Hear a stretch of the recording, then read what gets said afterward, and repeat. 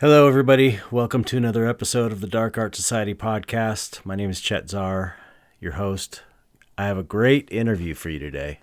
It was super fun. It went over 3 hours. That's how fun it was. Today is an old friend of mine and a guy who's widely considered one of the best mold makers in makeup effects, if not the best. He's amazing. His name is Rob Freitas. And he's definitely a fun guy to talk to, very energetic, and it was really cool talking about the old days at Rick Baker's shop where I used to work with him, and just his thoughts on the industry and, you know, how he got there in general. It was really, really fun interview, so I'm excited to bring that to you. Okay, so let's get the business out of the way. Let's see. You know what? Let's do the new subscribers because we got a bunch of new subscribers, which is great. And if you want to subscribe, just go to patreon.com/darkartsociety and you can join just for $1. And you get access to the Facebook group, and we're working on the website even more now, so the website's going to change a lot. You get access to a members section of the website. You get the podcast a day early. All that stuff, and that's how this podcast gets done, from your support. So let's see. Let's go through the new subscribers. We've got Gert. Thank you, Gert. Stephanie Medeiros. Thank you. Kristen Humphreys. Thank you, Kristen. Alejandro Diaz. Thank you. Kay Britton.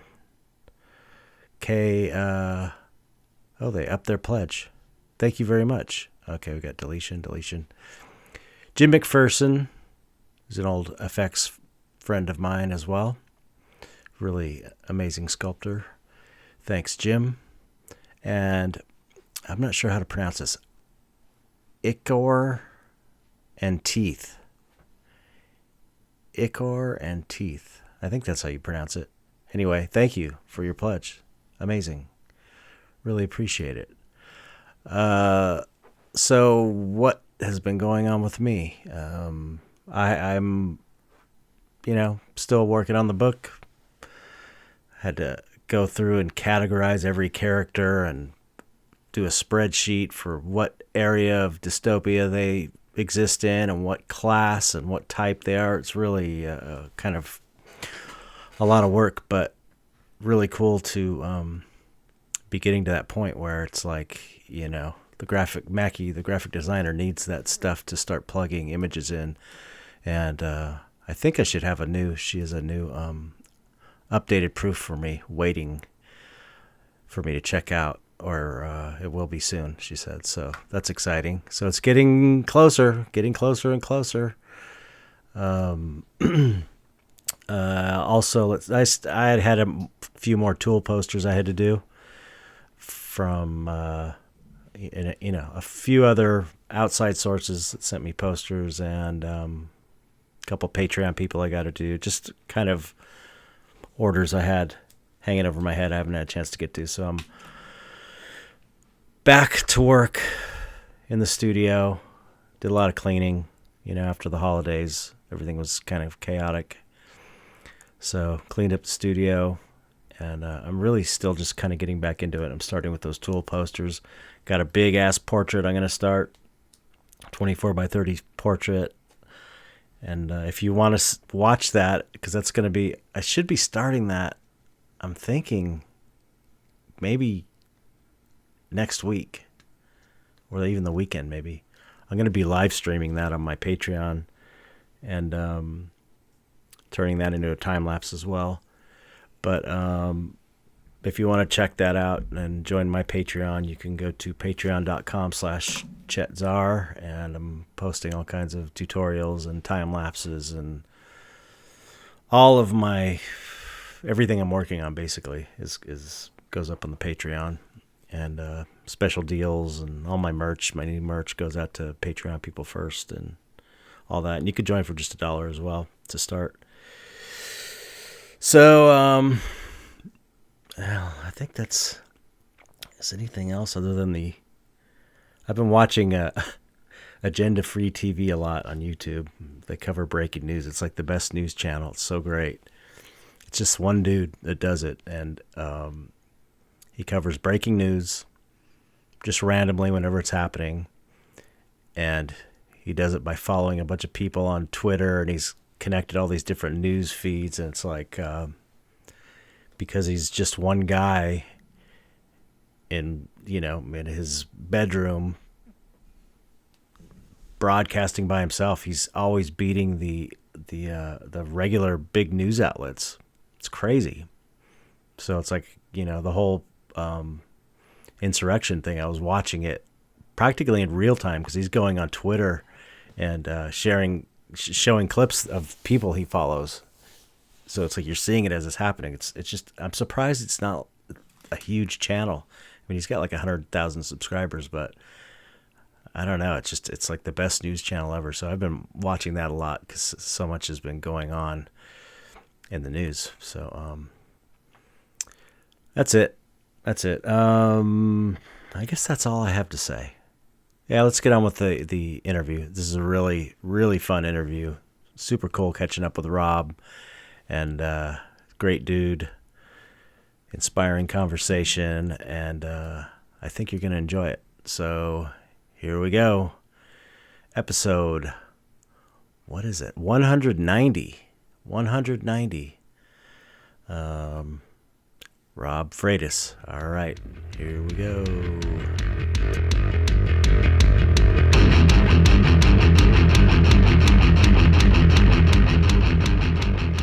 What's up, Rob? What's up, Chet? Good to talk to you. To Rob Freitas. What are you talking about? Rob Freitas, the mold god. The mold god.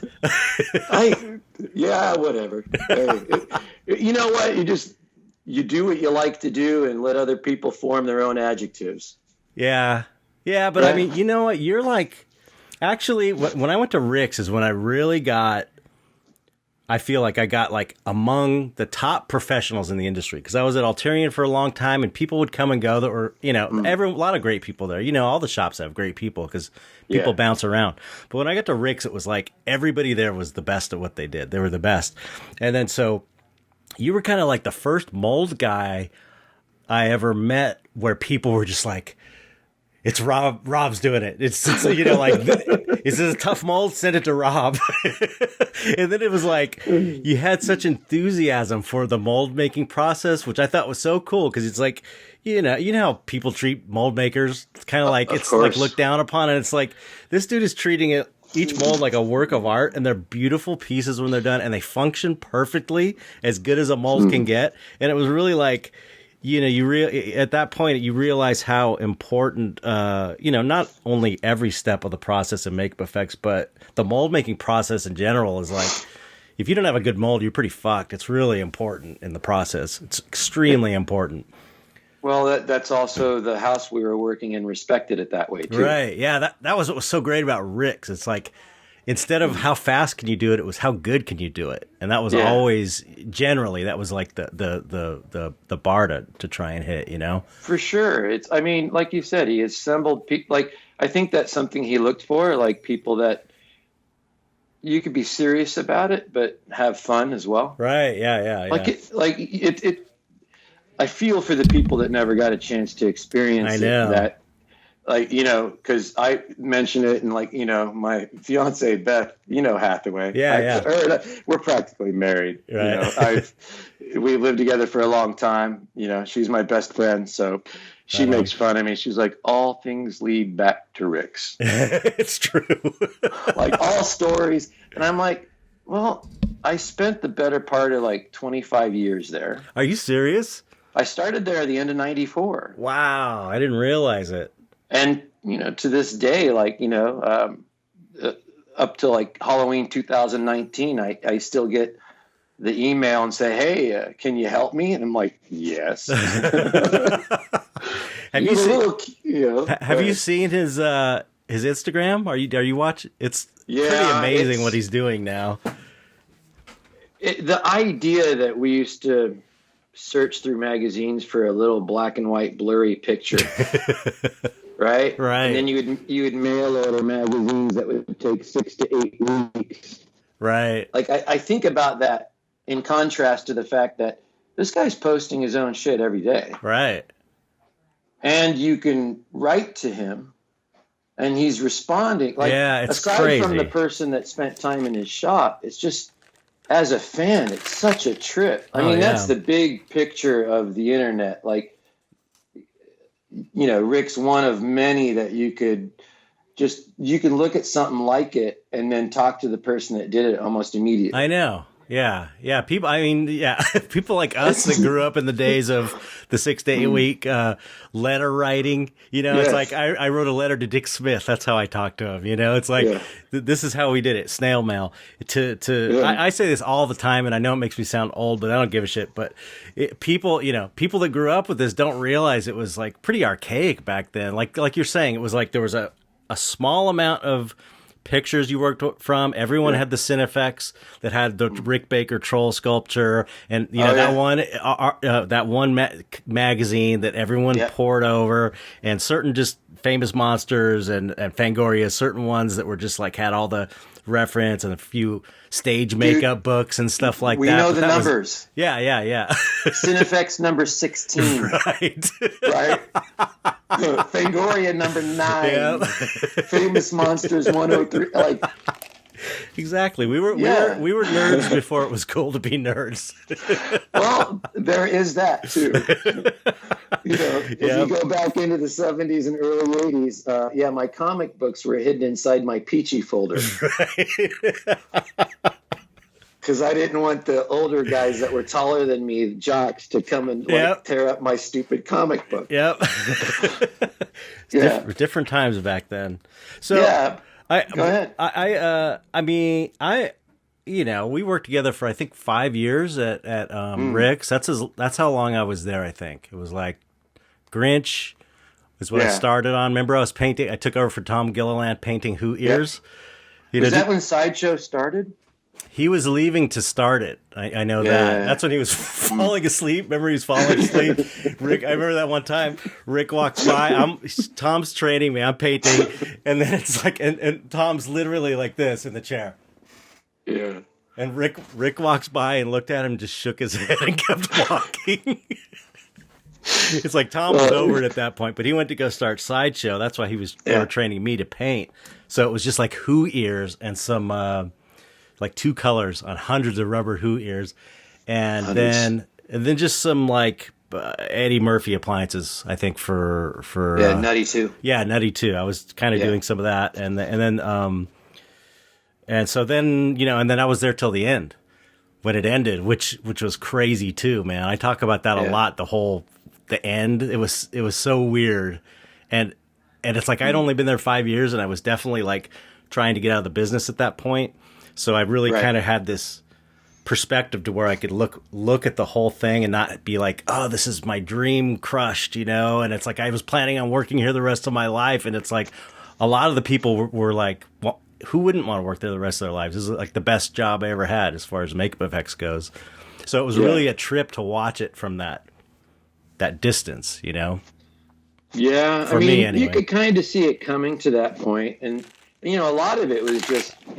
because we did do shows after that. Like he came back for a few, the Wolfman and Men in Black 3. And that's true. That's true. That's right. Maleficent and but I can't imagine what it was like to pay the bills for that place over the years in between. Oh my God! I'm just, it's like one of those things to where I love the fact that I had that experience, and I love that I can share it with some people that they'll understand it. Mm-hmm. It's like those that didn't work there, it's not just another shop. Right. It's no offense to the other shops. It's just, you walk in the fabrication department and they had like 5 or 6 washing machines and dryers. Yeah. Like they had ventilation chutes coming down like Blade Runner all over the walls. Right. The mold shop was like huge, concealed. It had like 3 spray booths in it. It's like, it was amazing. It was amazing. That's why I always describe it as like working at Rick's. There was always time, almost always, there's always exceptions, but there was always time and money to do it right, the way it's supposed to be done. And it was like, you know, if I probably would have never even left the industry if that's how the whole industry was. You know, it was so comfortable working in a in an environment like that. It was so fun. It was like, we're not totally. I mean, one time Mitch did sculpt a giant head of Johnny Knoxville in a day, but that was like a crazy. Remember that? Yeah, well, that's every once in a while. I think people would be surprised, like, you know, because when Rick, like, I think it was around the time where Cursed couldn't make up its mind. Oh yeah. So I went and worked at some other shops. There was like a break, and that was something that I used to take great offense to be honest. I went and worked at a different shop, and the first thing that someone said to me in the morning was like, you know, this isn't Rick's. We don't have all that time and money. And I looked at him and I'm like, oh, well then, okay. I guess you just think everything, like all the people over there, the only way that we do good work is if we have a lot of time. Oh yeah, no. I mean, when the shit went down, everybody was professional enough to like make it happen, because it's like you can do it. The people that are really good at what they do can do it like that, but you don't want to do it like that. You only do it when you have to do it like that. Correct. And that, like my first day at the next job, there was another fella at the table. We each got like a big, you know, like a cowl, right? Mm-hmm. So it's going to be like a 3-piece ultra cowl mold. Mm-hmm. End of day one, my 3-piece ultra cowl mold was done. And he had one side of his, of course, you know, one of the 3 done. And he looked at me and he's just like, what? I'm like, okay, of course you lit a fire under my ass, but just don't undervalue the people at that shop just because it has a reputation for having time and money. Right. Because what should also be part of that conversation is the people at that shop are really fucking good at what we do. Yeah, exactly. And people that are good can do it fast when they have to. Absolutely. Yeah. I mean, you know, if someone looks at me and says, look, I just need that done today. Okay. Yeah. You know, I have been doing it for almost 30 years. It's like we do have different speeds. Mm-hmm. But you know, the other thing too is the part of the conversation that usually doesn't get spoken about is like, you know, like you were on Grinch. You know, they ran the molds for 9 months. Right. Right? Yep. So you're making this mold and they're like, okay, we're going to let you make that mold. We're going to give you all day. The thing is when that mold's done, it better be really, really good. Right, exactly. Because Roland's going to use it over and over and like, it's not just run it 6 times and put it on the shelf. Right. That was the other part of the equation. That's like, true. Okay, we get time and money, but what you make, you better be able to build it to last, and it needs to work well the entire time. Well, that's the thing. It's like, I think that, that's weird. My printer just went off. Sorry about there's a printer noise in the background. My wife's printing something. That's the thing about another thing about Rick's. It's like the people that hired him expected the best, and Rick expected the best from us. So it's like where it was like he gives you the resources, and most of the time you get the time. Yeah. But he's also expecting like excellence. You know, it's like, so you have to so there's pressure there it has to be great. It has to be as good as it can be. And, you know, so that's the, one thing about some of the shops that don't give you that luxury is that, you know, they tell you, oh, we don't have the time and money here. And they kind of, they're okay with the fact that it's not going to be perfect because they know they're not giving you enough time and money, but it's not fun to make it not perfect. That's the way I always looked at it. It's like, it's fun once in a while to do something really fast and crazy because it's like fun challenge. But the fun I always had was making it as good as possible. That was always like the reward for me with a sculpture or a paint job or whatever. It's like, I want this thing to be amazing. You know what I mean? That's the fun.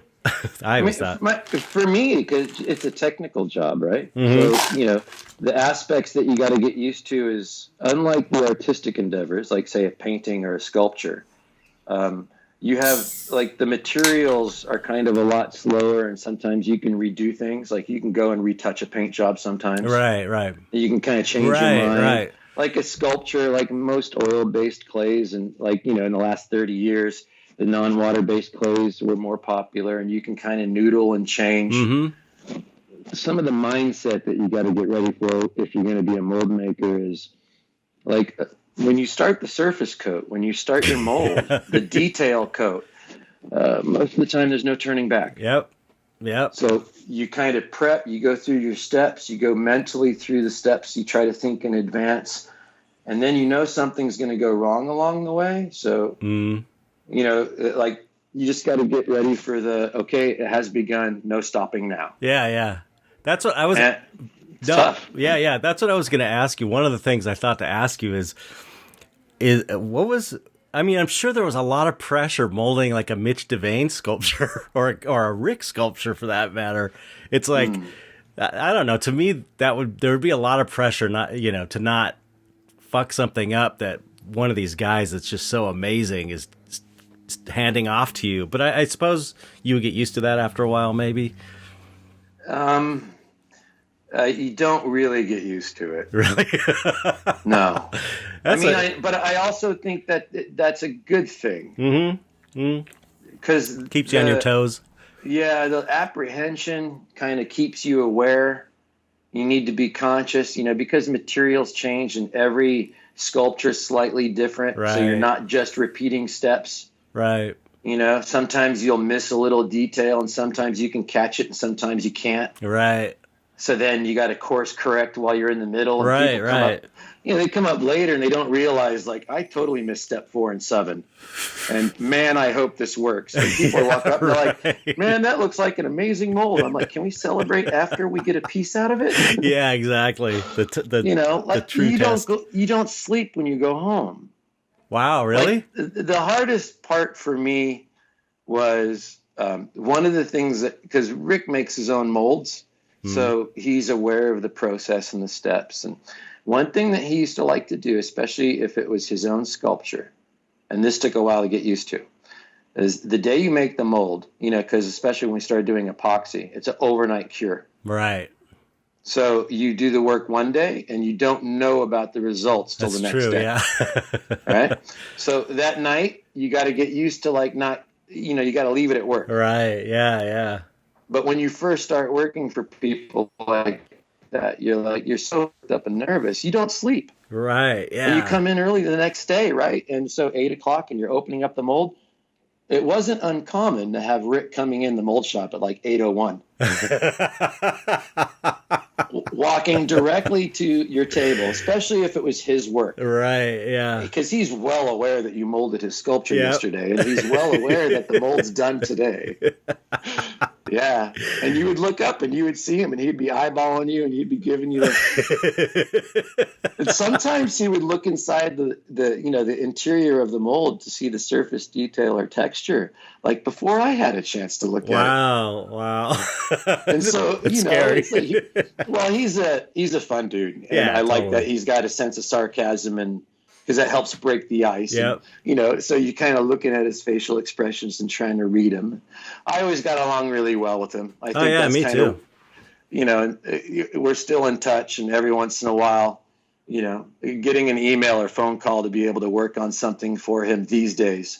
That 12-year-old in me it's a high five. I know. It's pretty cool. It's pretty amazing to be in contact with your childhood heroes like that, or even kind of consider them friends. It's pretty amazing. It's pretty amazing. You get caught up in the conversation sometimes, and then there are other times where, these days it's cool. You get to meet people that you admire. Mm-hmm. And then while you're in the middle of the conversation, it's, like you and I, we've come up together. Mm-hmm. Right, exactly. There's a different thing that's undeniable, like when it's someone that when we were 10 or 12, already made it. It already made it. Yeah, you meet, we do what we do because of these people. Mm-hmm. Exactly. And then you and I are examples of these kids all over the world that just, similar flame, similar spark. Yep. And like a moth to a flame. It's like, I think I want to do this. And most of our parents were like, what? Well, this is a good lead in because I want to kind of I want to hear about how you got to where you got from the very beginning, you know, from childhood, because I kind of want to get that part out of the way so that we can get on to, you know, the stuff, you know, just the stuff about working at Rick's and just the industry in general. I'm so distanced from it now that I'm curious to hear about the state of the industry now and blah, blah, blah. So anyway, let's get on to how did you start out? I mean, what was it sounds like you were similar to me with the Famous Monsters. You were a monster kid and you grew up in the 70s. And so tell me. Like for me, like Famous Monsters magazine, Heavy Metal magazine. Yep. Corbin, you know, a lot of like the Creepy Eerie Frazetta. Absolutely. And then movie wise, it was, we had Creature Features. Yep. Where'd you grow up? Northern California. Oh, okay. Like who was your horror? Bob Wilkins. Bob Wilkins. Was that the nerdy guy with the glasses, or is okay? Yes. Yeah. I'd never seen his stuff other than pictures. A yellow wooden chair with a skull with a candle on it. Right. Smoked a cigar. Yep. And he's like, "You don't smoke," and he's like, "Yes, I do." But he had like all the B movies. Yeah. Like The Brain That Wouldn't Die. Like all of those. Yeah, I just grew up and when you're a kid, all those black and white movies are so terrifying. Yeah, it was such a cool era, man. I mean, it was the coolest. I feel so bad for kids nowadays that don't have that, where it was like a local horror host that would show crappy horror movies, you know, on this cheesy kind of horror set, and they all had their own personalities, and it was I just thought it was amazing. I just thought it was so cool to we were really lucky to grow up in that era to where we experienced that, I think. Yeah. Well, also, I think it's important, like all of the things, like whether it's a magazine or a book or a comic or just a movie, it's just you and that form of inspiration. Right. It's a direct relationship that I think is important. There's no white noise. It's not, sometimes it's a group effort. That's cool. But, you know, sometimes my dad, like, you know, because it's PG, so... or R rather, but, you know, parental guidance, people forget what PG stands for. Right. Like my dad, he would sometimes watch, you know, like when HBO started and movies were on there, he would watch the movie first. Right. And then he would say, okay, you can watch that one. Right. You know, but then, you know, like we're TV guide kids, right? Yep.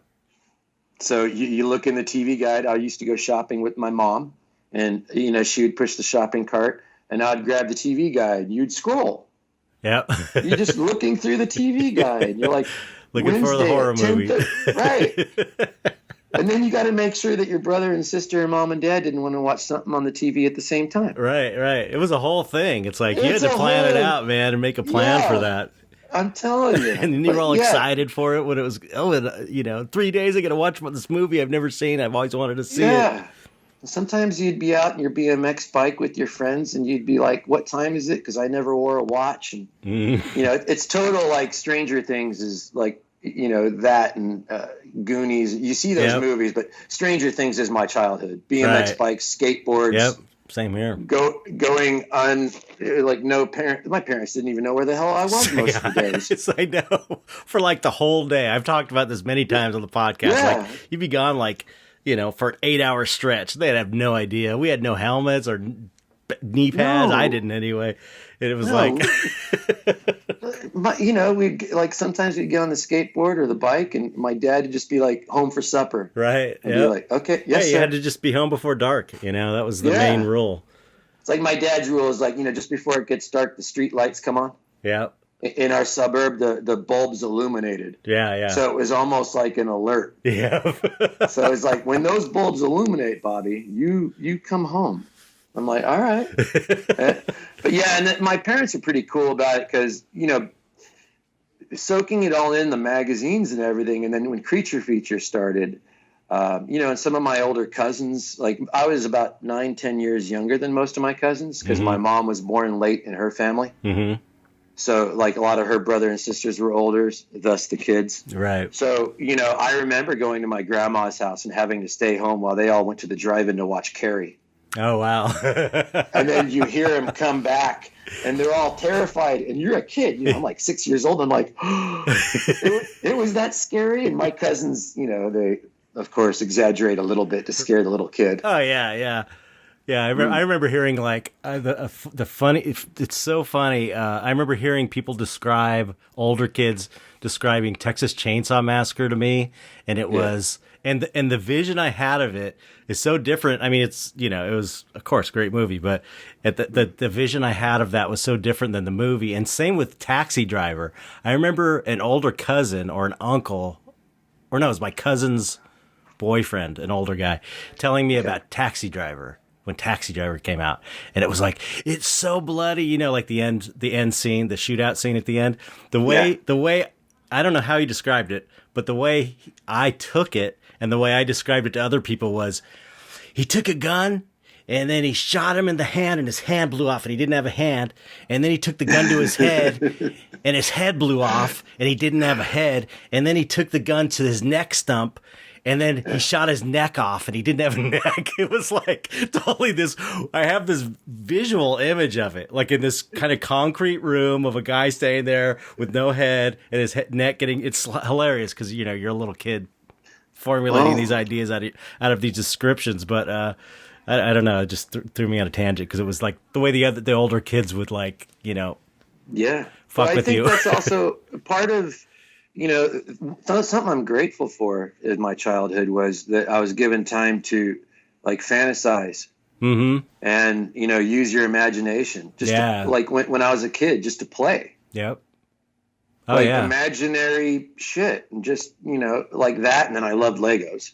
Yeah. So, I've always liked puzzles and solving things, right. So, yeah. But when you talk like, it's hard to explain to someone today, like what it was like to sit in a theater and not know the chest burster was coming. Right. On the big screen. And because, you were starting to learn who Giger was. Cause I had older cousins and some of my friends had older brothers. And like, I'm a little younger than you. I think I'm 51 now. Okay. I'm 53. So. Okay. Yeah. Well, and then that's a big deal. Cause that's like, you want to go see the movie, but you can't yet. Yeah, true. Right? Yeah. Because it's at the theater, and it's like, do you know anybody that works in the theater? Can they kick the back door open? And then you don't realize what you're in, and you're in the theater, and you're 10 years old, and the chest burster happens. Right. And you can't explain that was a like, I love monster movies. I used to watch a lot of them, but when that kind of crap happened in a movie, like, they call it groundbreaking, they call it whatever. It's like, you're just not ready for it. Right. It's like, what the hell? And then that whole movie is like, yeah. And then, go ahead. Oh, no, it's just the movie, the one that had that impact on me was Dawn of the Dead. Because that level of gore and violence was so shocking to me at that, because it's like I saw it in the theater because my parents were pretty liberal about that, and my stepdad, I don't think he knew what he was getting into taking me to it, but I really wanted to see it because it's like I knew Night of the Living Dead already. So this is 78 or 79, so I must have been I was born in 67, so I was 11 probably. I was probably around 11, 12 years old when I saw that. And I'd never seen anything like that before. I mean, that kind of graphic violence they didn't really have that in movies up until that point. So it had a real impression on me. Like I was just, the very beginning when that guy's head gets blown off, it was like, it completely shocked me, and funnily enough, this is one of the reasons I got into effects, because I was like, I have to know how they did this. It completely fascinated me. Exactly. And so then from 12 years old on, it was all effects. I had to learn how to do this. I got every book I could, Fangoria, anything, any resource. I went to the library and started learning how to do this stuff, Yeah. For me, it was, I think, in the beginning, like watching all the monster movies and being a fan, and then you like American Werewolf and stuff like that. Mm-hmm. I was a fan, right? And then just loved movies. And the connector for me was my mom's dad. My grandpa made molds. And Are you serious? Yes, I didn't know that. What a trip! He was a concrete mason, brick mason. Uh-huh. He was, and. So I've put pictures on my Instagram where you can see my grandpa making the waterfall out in the backyard. And, my parents bought a house and it was a dirt lot with a driveway. Wow. It was a new suburb. Yeah. And now you go there and there's a wishing well and a waterfall and a barbecue and That's so weird. Deck. You totally got it in your blood, man. What a trip. Correct. And I hadn't connected the dots yet. I was a huge monster. Christopher Lee was my Dracula, because I think I saw the Hammer films before I saw the Universal films. Right. Even like the Abbott and Costello, used to love watching those. Yep. Right. Yep. And I just loved, and then when American Werewolf came out, it was just like, holy crap. And then Howling, and I'm like, wow. Yeah. The Howling was the other one. That was the other one that got me into like effects. It was just, man, these movies are so amazing. And there was a famous Monsters magazine that had lab pictures, which were really rare. I know, right? Like people talk about seeing like a sculpture or a makeup or how they did it. It's like, just imagine trying to find pictures from behind the scenes in the lab. Right, right. And there was one that showed a few fellas, you remember, they're in their white lab coats with ties. Cigarette out of their mouth. Exactly. It was for the Creature from the Black Lagoon sequel. Okay. And they had the plaster mold for the body opened up on its little wooden cradle, and they were stippling latex in it. Yep. I know the picture you're talking about. So when I saw, and here I am, a kid watching my grandpa all summer, every summer, make things out of concrete and plaster and bricks. And, so I was absorbing without, almost like a Miyagi kind of thing, right? Right. It's like you watch all this and I understood what was going on. And then when I saw that magazine, I showed my grandpa the magazine in the backyard. He's sitting there and having the old Budweiser in the can, taking a break from the concrete. He used to smoke the little cigars with the little white plastic tips, so he can chew on them while he smoked. And I remember I walked up to him, and I must have been like maybe 10 or 11, and I showed him the magazine. I'm like, it's kind of like what you do. And he looked at it, and he was like, yeah, it's a little sloppy, and it looks a little thick. He critiqued it, but it's great. But what I got out of it was the craft that my grandpa does is used to make monsters. Right, exactly. And when you're 11 and the links start to form. Right. It's like, so all these movies I've enjoyed, wow. And you're starting to see things like you were saying about the Dawn of the Dead and like the Chest Bursters and the American Werewolves. Like now the effects have gone into almost like you can't understand. It's not so easy to understand what they're doing. Right. Like I had a natural curiosity now, building. Right. Like, how are they doing that? Right. Right. And you saw a little piece. It's like you saw a little clue in this picture because of what you knew about your grandfather. That's how it was back in the day. It's like we would look at these pictures, these very rare pictures of lab. I mean, you would scour the picture to try and figure out what they were doing, and you would get little pieces of information. Like you'd see like a jar of Vaseline and a mold, and it's like you kind of started, or you'd see whatever, these chemicals, and you'd kind of go like, and you'd be thinking, okay, what is he using that for? And then you'd like try and decipher it from the caption versus the picture, you know? Over and over.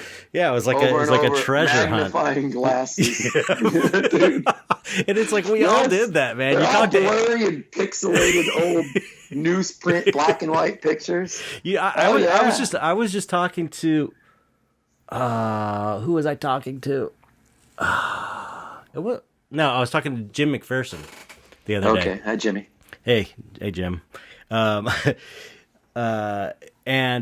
we were talking about the podcast, because I was like trying to get him on the podcast, so because I'm trying to get more of my friends from the effects days and stuff, and cool. So we start talking about Rick and Carlo Rambaldi and King Kong, and it was like, and yeah.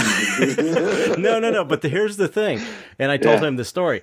I remember when King Kong came out, and it was in like the news. They're making a giant King Kong. It was in the paper, like in the L.A. Times. Someone in my family's like, "Hey, look at this! It's Carlo Rambaldi interview in the L.A. Times with pictures of these mechanisms, like drawings of the mechanisms for these, like a giant mechanical hand and a giant mechanical head." And I was able, from the schematics of this hand that was drawn out, I was able to figure out how to make a mechanical hand out of toothpicks. So instead of using like rebar or aluminum rods for each section of the finger, I used toothpicks and glued it together. And I was like, oh, that's how if you pull here, it'll bend.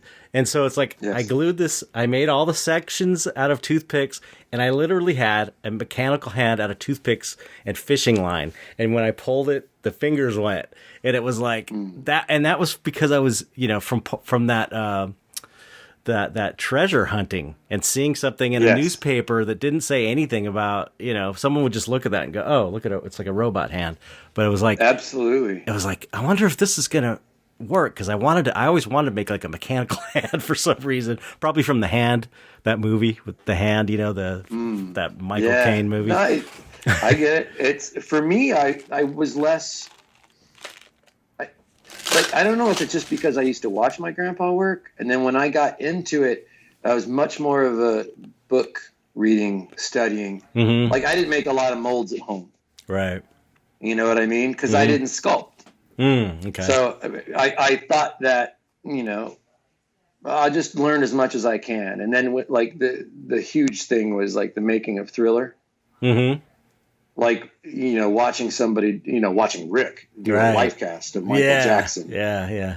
And then right about then is like when the Cinefex issue came out, like this was a huge part too. I think I was reading a lot of books and learning about it because I think in my younger mind, I just thought that all of these older fellas, and they were all good and they all did it themselves. Right. Because you read about Chambers and Dick Smith and Rick and Tom Berman and all of these guys, Jack Pierce, they just kind of did all the work themselves. Yeah, right. Almost as important as the picture of the troll for myself. Inside that Cinefex 16 Rick Baker issue, there was a picture of Dick Smith talking with Rick and the Baker half dozen. Right. Whether there's 6 or 7 people standing around listening to Dick Smith. And reading that magazine, a few things happened. One, I realized that Rick's training people. Okay, so these guys, they hire crews. So they don't do it all themselves. Right. Okay. There's a light bulb. And then in the article, when they're talking about Greystoke, they mention Gunnar Ferdinandson. Right. And he was like the first celebrity mold maker, I think. He was the first, exactly. At least in our circle. And Rick said, we went over to London and I brought my mold maker, Gunnar Ferdinandson, with me. And I was like, A, God, that's awesome. B, you can make molds only? Right. So like in the Cinefex, a lot of times people talk about all the cool pictures and the sculptures. But for me, that was like early, maybe 84, I think. Right. And what had happened, like all these movies like The Thing and all, like it was just building up so much momentum, like makeup effects in the early 80s. Yeah. And then what I got, my younger self, I'm 13, I'm 14, you're starting to have conversations with dad, like you're entering high school, start prepping for what you're going to do after. And that magazine, I got the idea that Rick trains people. Dick Smith is there talking to them. So you can be one of the kids. Like you can move to LA and get trained. And my grandpa's work is kind of how they make monsters. So they use plaster to make monsters and molds. And like that Gunner fella, if I get good enough, maybe I could just make molds. Right. And that's my 13-year-old brain going, okay, there's a path. So, what a trip. Wow. It's thinking back now, it's a real trip. Yeah, and I wonder, it's almost like your grandfather was a key part of the equation, because if you may not have made that connection, hey, I kind of understand how this is being done with this mold without your grandfather having seen him do all that work with molds and stuff. Exposure was vital. Yeah. So that's interesting. It was like this confluence of events that just like.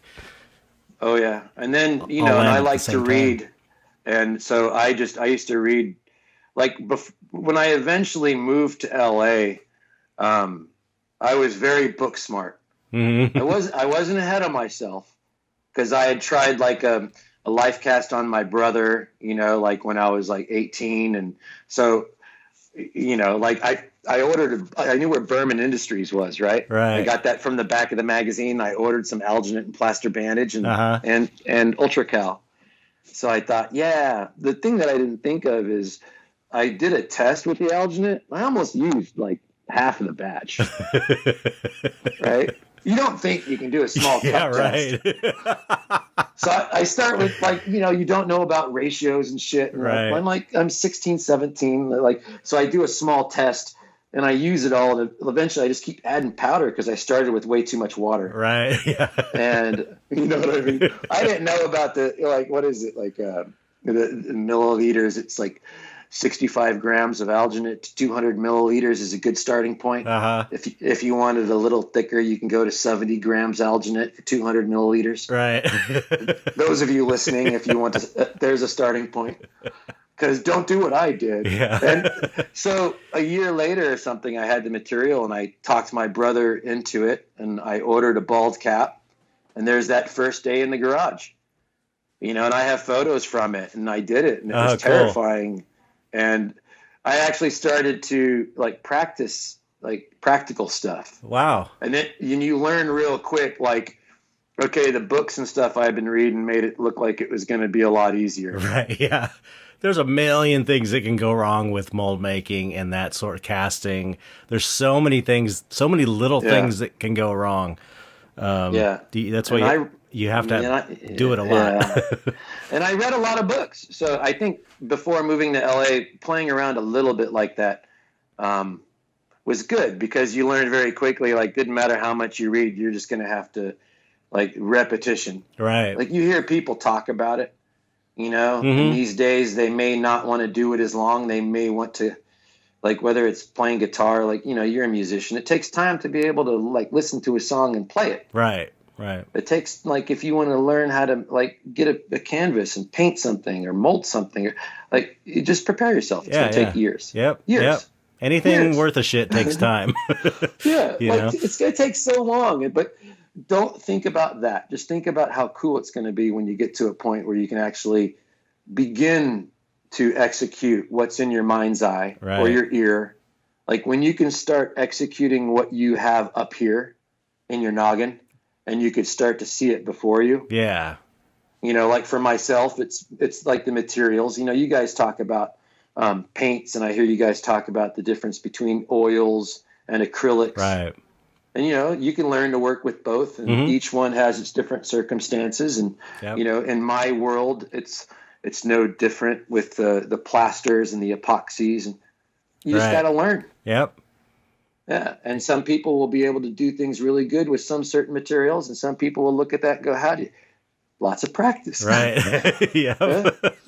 So I think before I moved to LA, it was good to just have it in my head that I read a lot of books. I was pretty confident, and then I tried a life cast, and I tried like a quick mold and utter failures. Just like catastrophes. The life cast didn't go too bad, but when I moved to LA, and I worked some side jobs and saved some money. So when I moved to LA, I think I was like 22. And again, it's like, when you compare then and now, I moved to Los Angeles in a piece of shit car, like an old Honda that I scraped together money for. I had a room to rent. I was going to try makeup school. That didn't, I ended up giving up that. There wasn't really any decent makeup school back then. I was thinking about, like, and you go look at them and it's like, well, we're going to watch videotape and take notes. It's like, I've read books. I need practice. I didn't know what to do really. How did you find a place to stay? So, I found out about the LA Weekly and Thomas Guide because before I moved to LA, one of my friends from school, her aunt lived in Los Angeles. And let's just say before I moved to LA, when she bought me a Thomas Guide, I laughed at her. And those of you that are listening that don't know what a Thomas Guide, oh my God, look it up. It's like it's like an inch and a half thick, of hundreds of pages, and it's a map. Yep. And coming from my small town, I was flipping through the Thomas Guide. I'm like, how big is Los Angeles? Yeah. I'm going to get lost. So, and then I had a couple phone numbers, and I rented a room from a friend of a friend, and the guy was in college, and he had a 2-bedroom apartment. So he said, if you can come up with like $250, $300 a month, you can rent a room that has its own bath. And so I ended up in LA not knowing where any of the shops were. Wow. I had literally, I'm not kidding, I had a sleeping bag and 2 cardboard boxes in my grandpa's old suitcase. Wow. And in the cardboard boxes were some of my favorite mags and books. Yep. And so I realized that it wasn't going to go according to plan pretty quickly. You know, because the makeup school, I'd rather save that money, but now I'm here, and now what? And then, so my next logical step was the only place I knew of in town was Berman Industries. So I just literally used the Thomas Guide, because I had never been there. I mail ordered, right? Right. So I found out where Berman Industries was. And for those listening, this is one of the very rare back then places that sold materials. Right. And books and VHS tapes on how to do special makeup effects. Wasn't it them and Davis Dental, maybe? Which is a strange place to... Davis and Trias Sciences. Oh, Trias, that's right. Yeah. I forgot about that. Trias Sciences. I gotta go to Trias Sciences to get some 111. Yeah, that was a lab, like all the beakers and scales. Yeah. It was all clean. Like, don't knock anything over. I can't afford anything. Yeah, Berman's was kind of like the lab, the shop supplier. Right. And I literally went over there and I met Sandy Berman. And the importance, you know, you talked about the catalyst of seeing my grandpa and his work. Mm-hmm. I'm very grateful that I found Berman Industries in that book and did the mail ordering a couple of years before, because now I'm in LA. You know, my parents are worried about me. I'm at Sandy Berman's shop, and I used to hover, dude. They had a pin board in there, and I remember looking in there, and, you know, there was pictures, like stunt guys used to put pictures of Bill Corso, you know, now famous Bill Corso. Right. He did a Joker makeup back then, and he had just taken a 3x5 color picture and put it on the pegboard and put a thumbtack through it. Holy shit. So, what year are we talking about? 92. Okay. Yep. That's crazy. There was, you know, like people used to like, hey, if you're looking for work, call this, or I'm looking for work. Right. That was the wall of effects people trying to interconnect. Yeah. And I couldn't afford any of the supplies, and I think Sandy was very well aware. Right. So for like the first 2 weeks, I would show up almost every other day for like a half hour. And just walk around and look? Yeah, and Donna Drexler was working there with her, and she'd tell me stories and talk about materials and, like, you know, talk about home and talked about my granddad and just, you know, the interconnectivity of it all. And, you know, she even, like, after a couple of weeks, she's like, look, I'm going to help you out. Like, and she went behind the counter, and there was a fax machine, and she printed out, there was, you know, it was like the Holy Grail back then, addresses to like 10 shops. Oh yeah. Like the Dave Millers and the Screaming Mad Georges and the, you know, everybody was up in that Sunland area, except Tony Gardner. You guys were out there near Vegas. Yeah. It felt that way back San then. Gabriel Valley. Yep. Yeah. That's hilarious. And so she printed out the shop addresses, and I'm like, okay. And honestly, this is how it happened. I didn't know what a runner was, but a runner showed up, you know, from an effects shop, and he had a pickup truck. And for those listening, a runner is kind of like an errand person. A gopher. Right? Yeah. A gopher. There you go. And so there was an effects shop out there that sent this guy to Berman Industries to pick up plaster, Hydrocal, Ultracal. Mm-hmm. And they loaded his truck up, and I saw it out of the window of Berman Industries. I'm not kidding. And I looked at the truck, and I was like, oh, I know what that plaster's used for. Yeah. And I looked at Sandy, and I said, I got to go. and I followed him. Are you serious? I'm not kidding. Yes. That's amazing. I followed the car and drove down Roscoe Boulevard towards like the whole, like basically drove to Screaming Mad George's shop. Holy shit, that's amazing. You know, so by now I think this is very early '93, and I followed a runner. And I didn't know it was Screaming Mad George's shop, and I didn't know that they were doing Guyver 2 inside. Right. But this is, like, you talk about these little catalysts, man, and I just went there with my car. I mean, I was even watching my gas gauge as I was driving because I didn't know where he was going. Mm-hmm. And back then, it's like you got $5 a day budget, maybe Taco Bell, maybe gas. You know what I mean? Top ramen was popular. We all know this, you know. Yep. Yeah, the handbook of what to eat and drink when you're struggling. Right.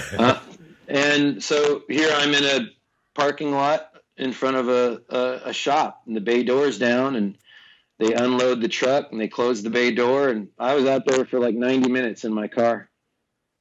And when the time came, I'm like, what do I got to lose?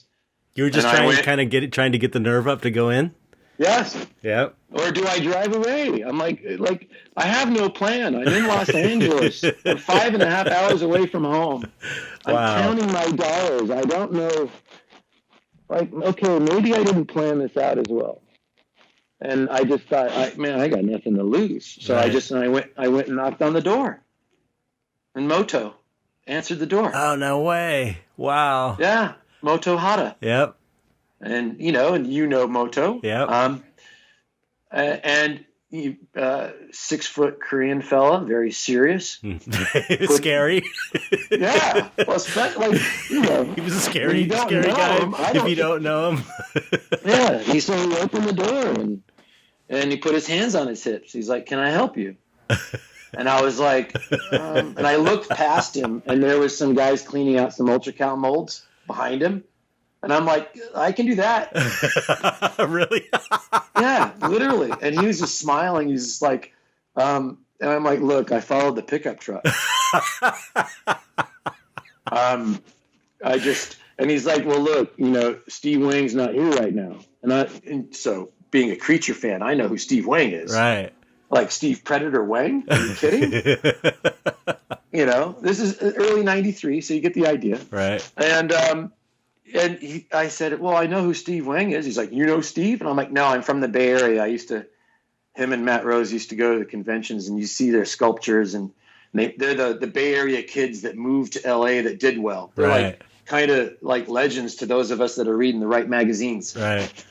And I'm like, he's not going to be here today? He's like, no. I'm like, can I just help? I'm like, I don't know what to say right now. And Moto was like, what? I'm like, look, I followed the truck. I'm familiar with plaster and UltraCal. And he's like, have you made a lot of molds? And I'm like, no, I've read a lot of books. And I'm like, I just want to help. I want to be a part of it. That's all.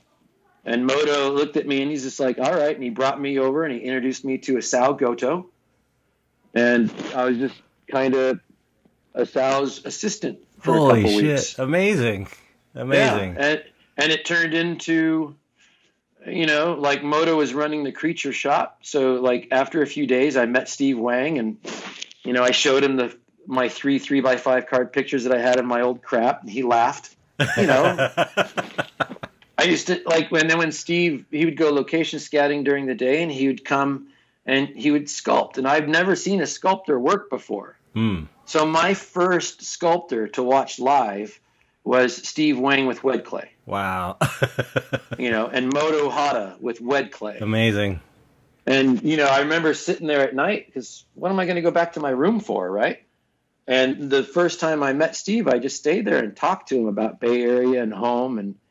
And I watched him sculpt, and he does it with both hands. He's a two-handed sculptor. Right. And he's grabbing his tools, and he's massaging and mostly sculpting with his fingertips. And I'm 22 watching this going, what the, I just watched this guy bang this sculpture out. I'm like, you have no idea, how, comparatively speaking, just how awesome he was as compared to, he's not your average artist. Definitely. Definitely. And when you haven't been in the shops at that time, it's hard to differentiate. You don't know the different levels yet. Right. So when you see something done like that, I was like, well, that's the most incredible thing I've ever seen. Right. And he looked at me, he's just like, well, you've been sitting on the stool, like talking to me for like 4 hours. It's like, you can help. And I looked at him, I was like, what? And then I talked to Moto the next day, and this is when he started mentoring me.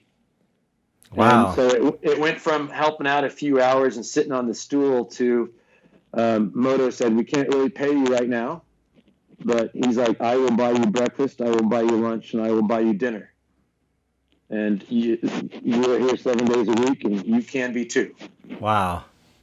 And so I tried to learn everything under the sun. And I wasn't molding sculptures back then. I was learning how to cabo patch and foam patch and cast up Guyver blades and working with ESTs and polyfoams and helping them run the creature suits with the foam latex, big fiberglass molds. I bet you were learning so much, though. You must have just been sucking it up like a sponge.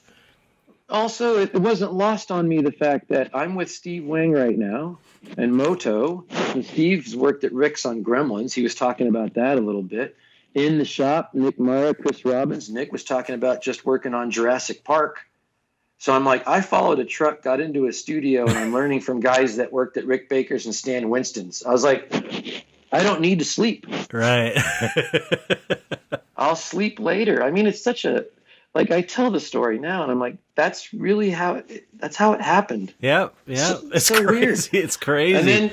And then Guyver ended, and I'm like, during Guyver, a big break happened too. Is like when the creature stuff was done, Steve asked me, he's like, do you want to help Sal getting everybody in and out of the creature suits on locations and stuff? Oh my God. And so Steve wrote me my first check. Wow. He started writing me, he asked me how much my rent was and food.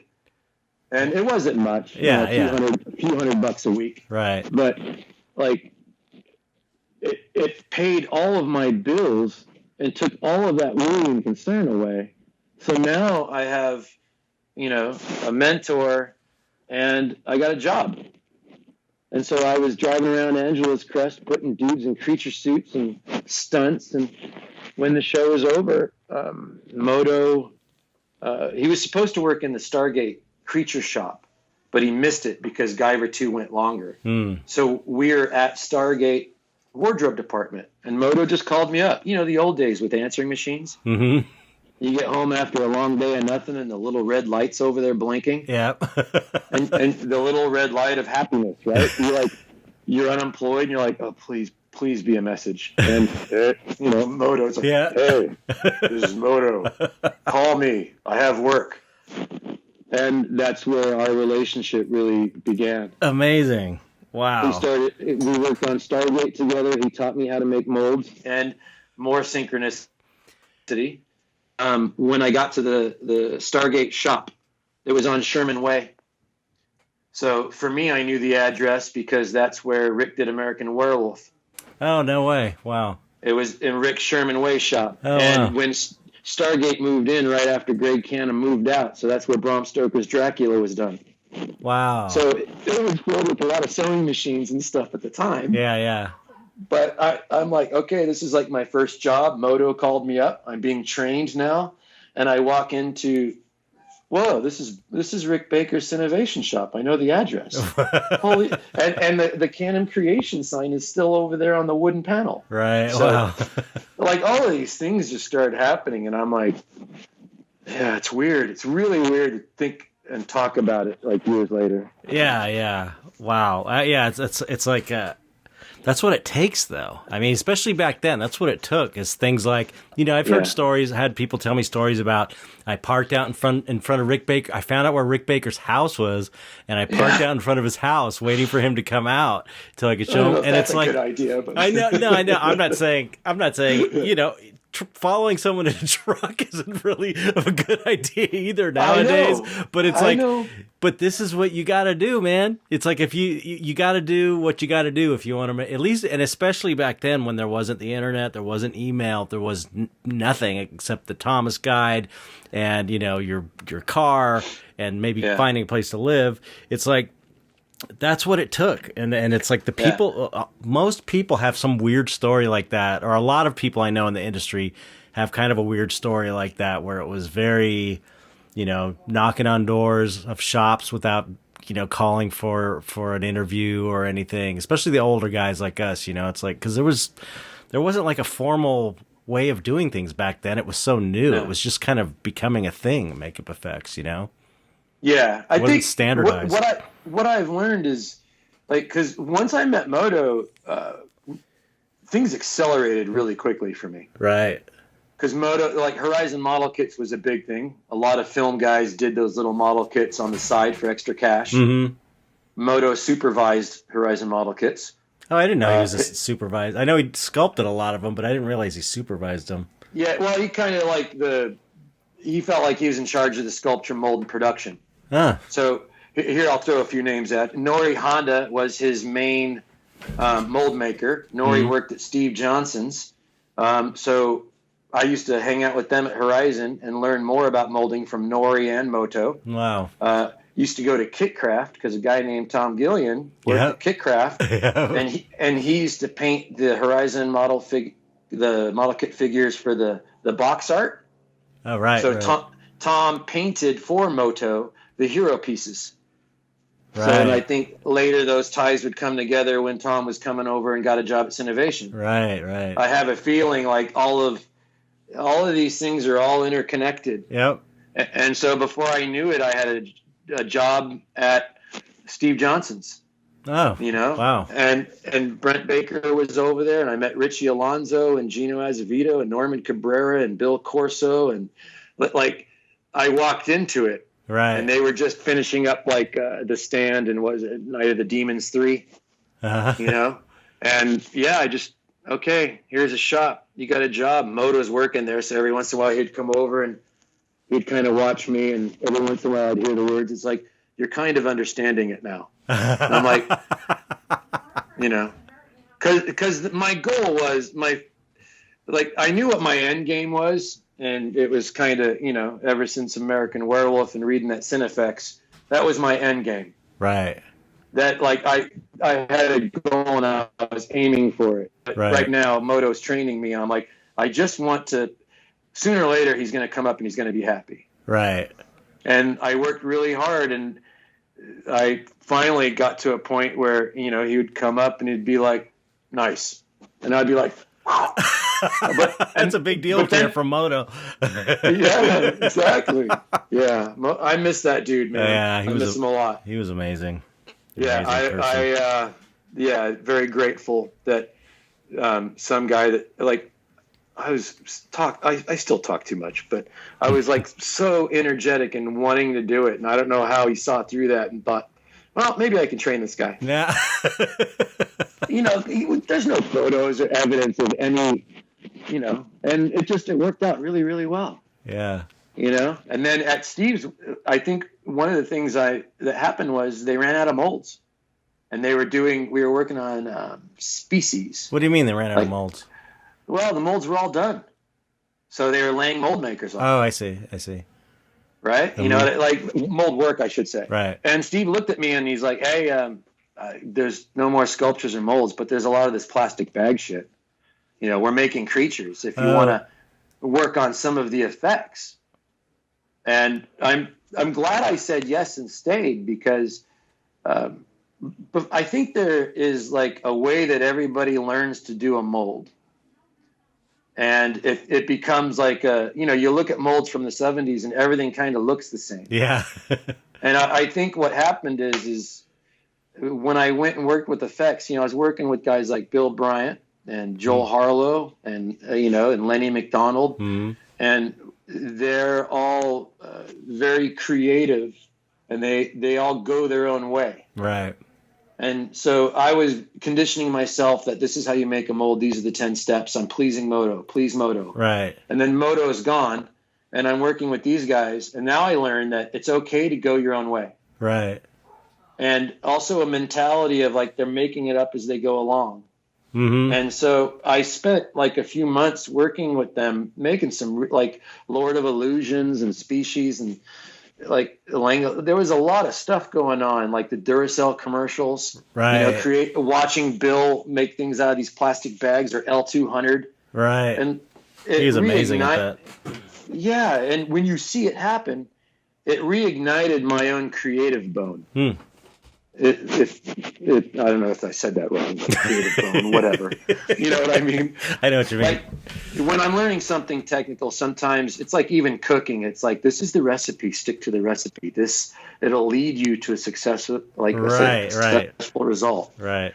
And then, like sooner or later, a time comes, and me working with those guys, and so my next job after spending some time making effects was I finally got my phone call. I went home one night. My answering machine was that little red light was on, and work was slowing down at Steve's. It was the fall of '94, and I hadn't met Jim Leonard yet, but his voice was on my machine. Yeah. And so Jim Leonard, I knew that he was the guy that ran Rick Baker's shop, and I had seen pictures of him working with Norman on Coming to America.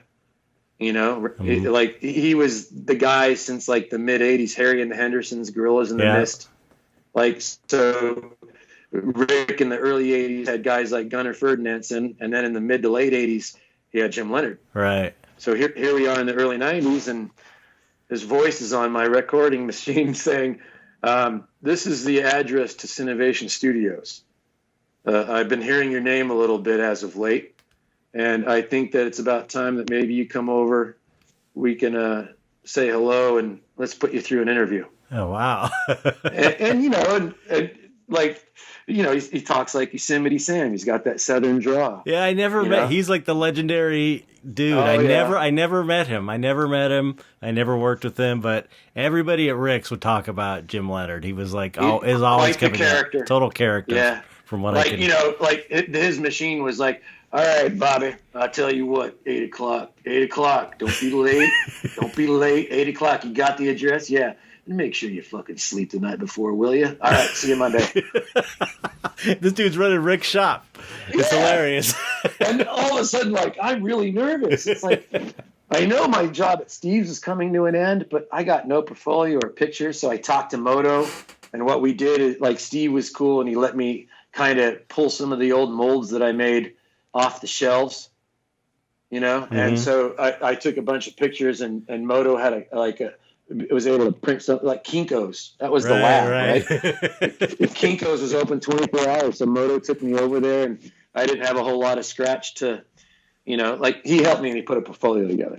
Oh, cool. And so I went to Cinovation on Monday morning, and the only thing that happened was I got the interview. I walked in, sit down with Jim, and I had no idea how much I had been learning with Moto.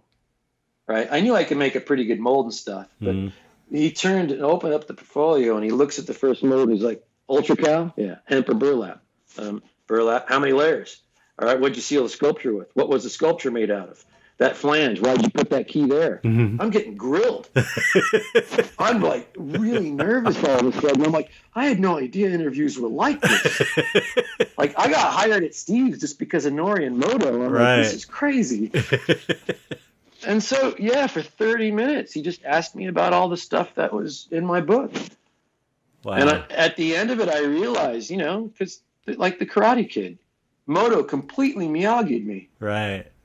I had been washing and waxing cars, and then also like all the stuff that I learned from my grandpa and all the books, and it all just like came together and like in this one moment of pressure. Right. I had no idea, and I was like, whoa. And I walked out of there, and I'm like, wow, that went really well. And Cinovation didn't get a job for like 3 months. And then by the time I got a call, Jim Leonard had quit.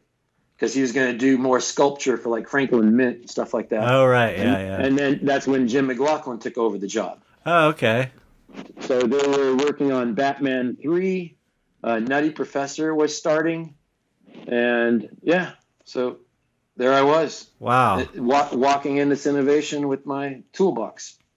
Wow. And yeah, and then the first appliance was, there was a test makeup that you're familiar with. It was the orangutan makeup that Jim McPherson sculpted on Matt Rose. Oh, that's the one I wore for the when I wore it in the movie. Yeah, all this ties together, Chet. Yep.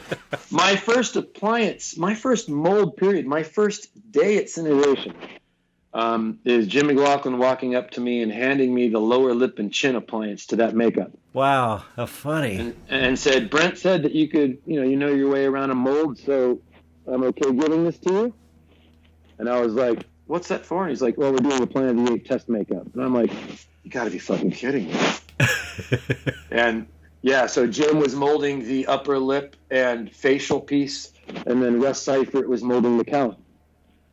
And we molded that makeup, and then I think they found out other shops were doing tests, so we put it on the back burner. And 5 years later, I guess they took that makeup off the shelf, put it on Matt Rose, did a video, and got the job. Wow, amazing. Yeah, but that's my arrival to Cinovation. Right. Not the straightest road. Yeah, it's like it's so interesting. I just find this fascinating. It's such a, you see people that are experts in their field, and it just seems like, oh, they've always been that. They've always been there. No. And you don't think of this weird ass windy road that took them to get there. And it's like, and then once you're at Rick's, it's like you're not even a fully developed mold maker yet. It's like, I'm sure Rick's is probably, when I got to Rick's, I feel like even though I was at Tony's for 10 years, I feel like when I got to Rick's and got to work around guys like Mitch and Matt and Kazu and everybody there, that's when I became like the best artist I could be. It was from being in that environment and learning from those guys. Because even, just being away from that environment, I knew a lot, but I wasn't, I was not used to doing sculptures at the level that Mitch does sculptures with the pores and the. He was making his own tools. Yeah, and so when I got there and then I was in the paint department, just kind of like Bill was like, it's a good way to get your foot in the door. He's like, you're very overqualified to